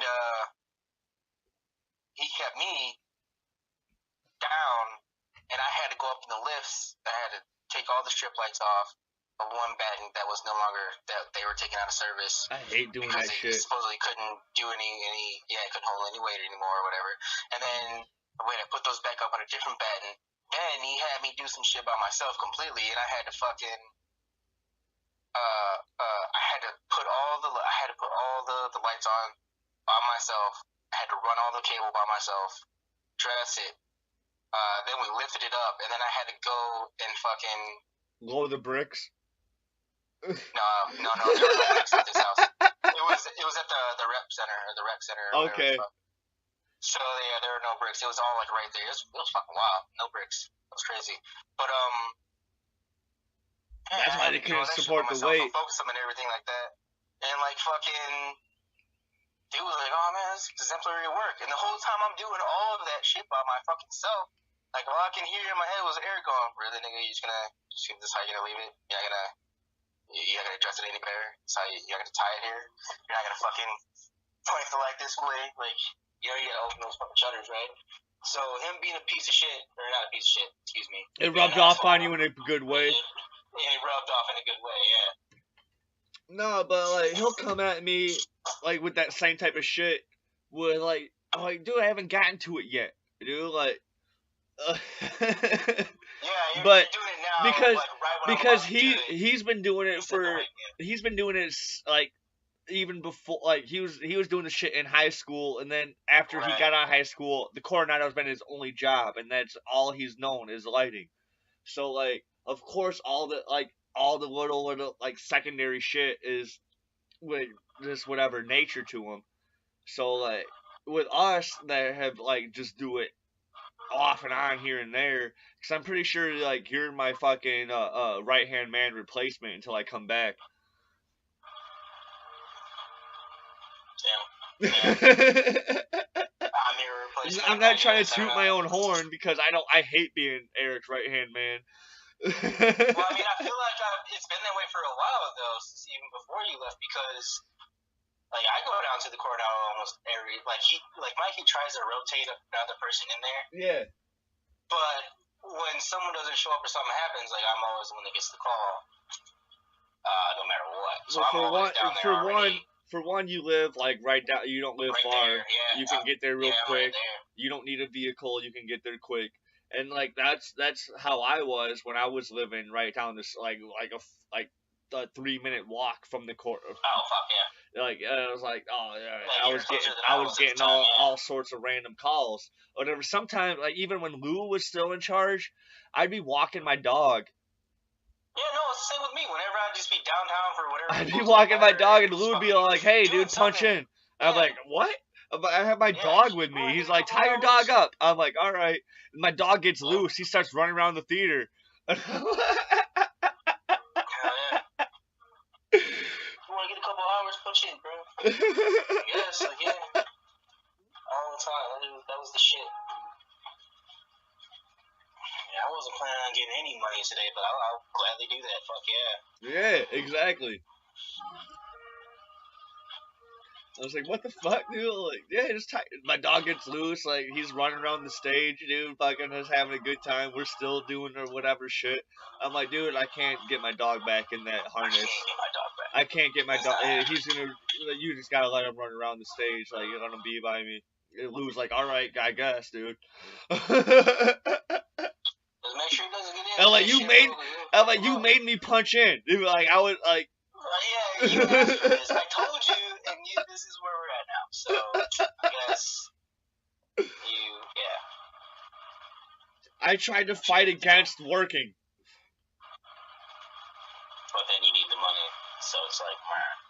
well, They like, really do. I mean, it's not necessarily need the money, but like, when you Well, when what you else are work you when gonna you do? work with when you work with something so long and you're dedicated to something, dude, you feel obligated to be a team player, and like Yeah. that's usually where I stand in fact any job that I've actually been in, dude. Like I used to be a manager at Gordman's, and I would refuse to take my own personal breaks so my employees could take their breaks, so then we could all get out 15 minutes after we close. Right. You know, Right. like I would sacrifice my own time to make sure that we could just get that everybody could get out 15 minutes after we close.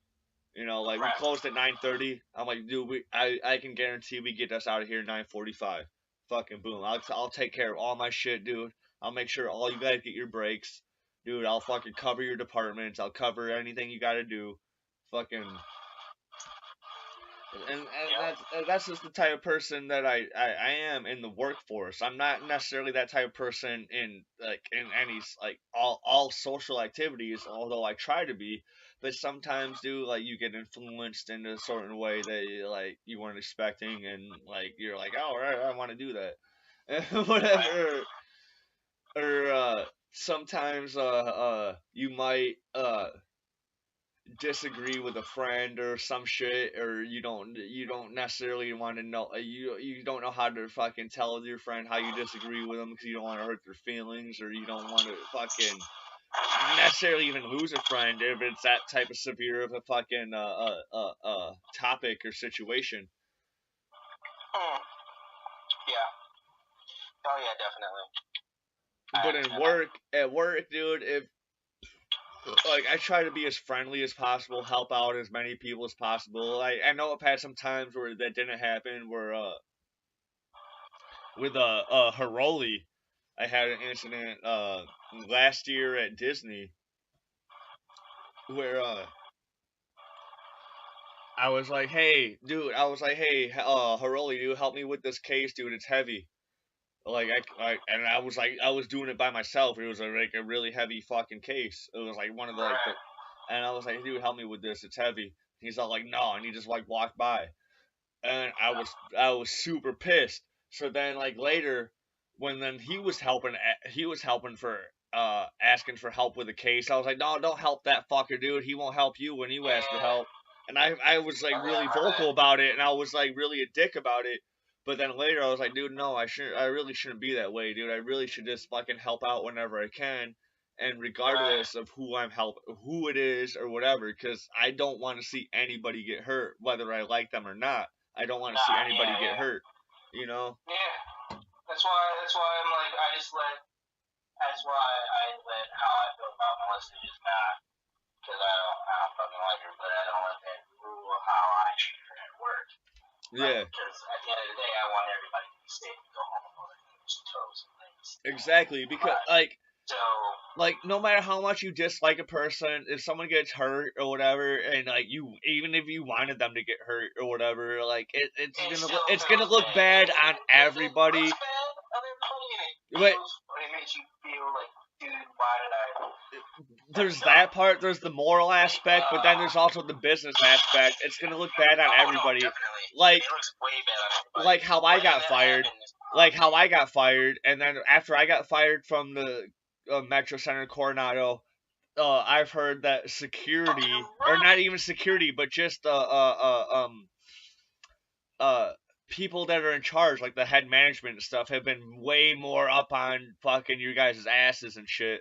And then Yeah. when Robbie And pulled Robbie that goes and shit does that shit. for at Disney, Mm-hmm. that That uh did not help. And that guess did who was not at the help last at meeting but all. demanded to go to And Chicago? that was way more severe than what I did or whatever. What I did wasn't even bad. Like I I can mean, be. it was dumb. It was dumb, but like, it's something that I've been doing all the time, except for wearing my badge while I'm there. Like I'm not like Yeah. I've been doing that shit for all the whole time I've been working there, just going into hockey games. I brought people into hockey games through security.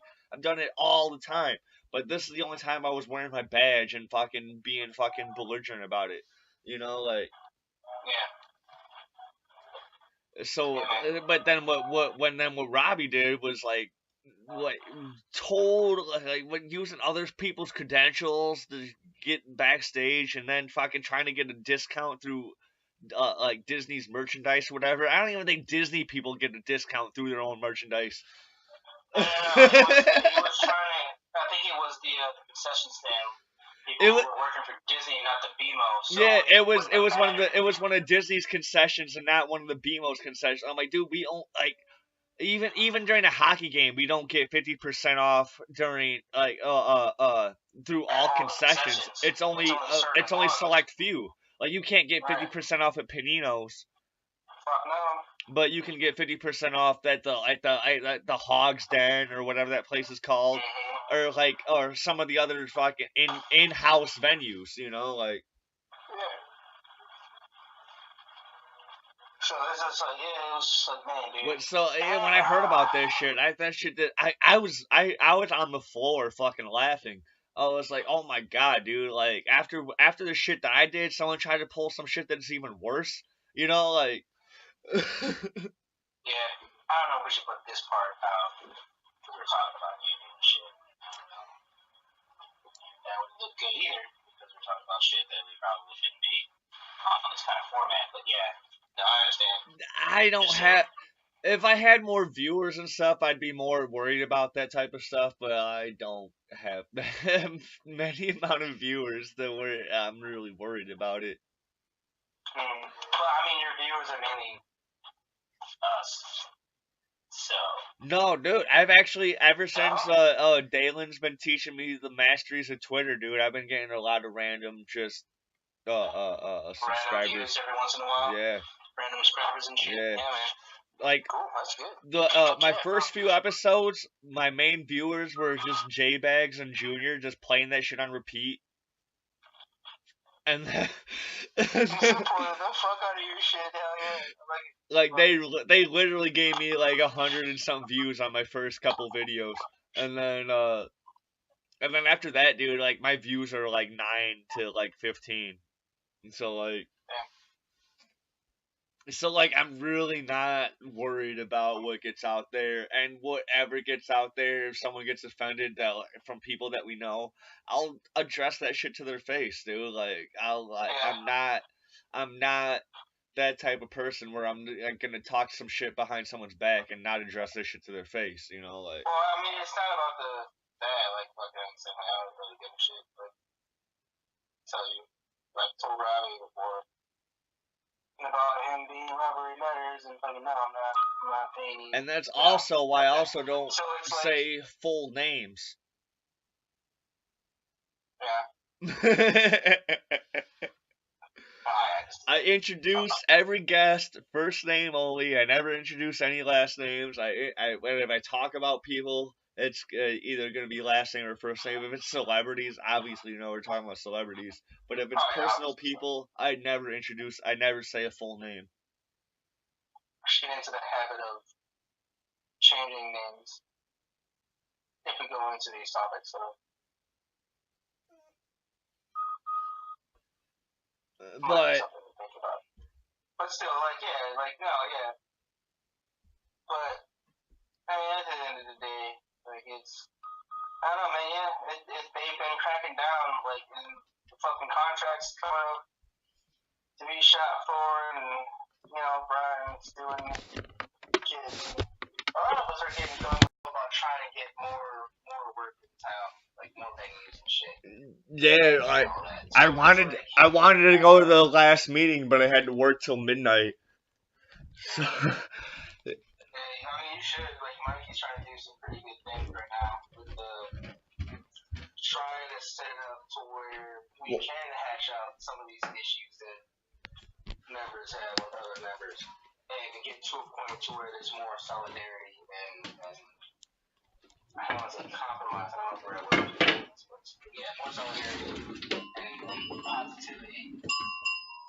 Well, some of that needs to just happen within the members, you know, like. No, that's what I'm saying. That's what it's about. It's like and it's open for everybody to come, not just a select few people. Like you can't force it, but like like people like you and me, like I know you don't like certain members in the union or whatever, like you don't like Melissa or whatever, but then like all any of us has to do is just set aside any sort of personal views that we have anybody with anybody. Try if you see anybody doing anything wrong, whatever, don't come up to them like condescending. Like just like try to be as helpful and as friendly as possible as you can all the time. Whatever. Even I've already set myself up to be this crotchety motherfucker at work. I can't go back on that now, Tim. Like I have a persona. I can't escape this persona because if I do, then I lose. So I have to be this way to everybody. Because I have to be this way to everybody. You know what I mean? So that's where I'm at. I'm still gonna help out, kind, but I'm gonna do it like I'm an asshole. I'm crotchety and fucking. all right, Eric. I'm doing it wrong. All right, mini Eric. I mean, a little bit different than Eric. He's way more. He talks way more shit than I talk.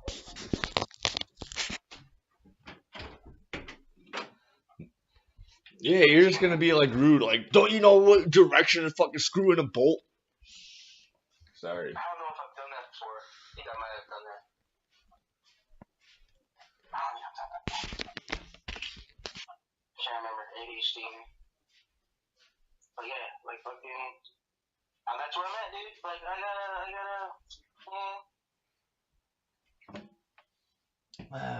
Just like Eli said, dude. Like I'm trying. I said I was going for this type of persona, and James and Eli were like, "No, you're already there. You're already crotchety." Like, oh, I thought I was just vaguely rude. Like, no, I'm already a crotchety old man. That's great. I've achieved that goal. I'm taking that one off the list, and now I just have to keep it up. Because even as rude or as crotchety as I can be, people still listen to me because, which I don't fucking know why. I mean, I know what I'm talking about for the most part, but, you know.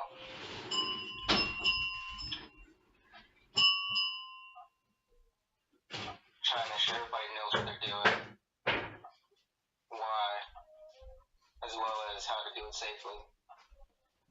So Jerome, What's up? as much as I like to continue this, my phone, I've been recording your audio just on my phone. My phone's about to be dead, and so I as much as I like to continue, I gotta call this one to a close. It's 10:45.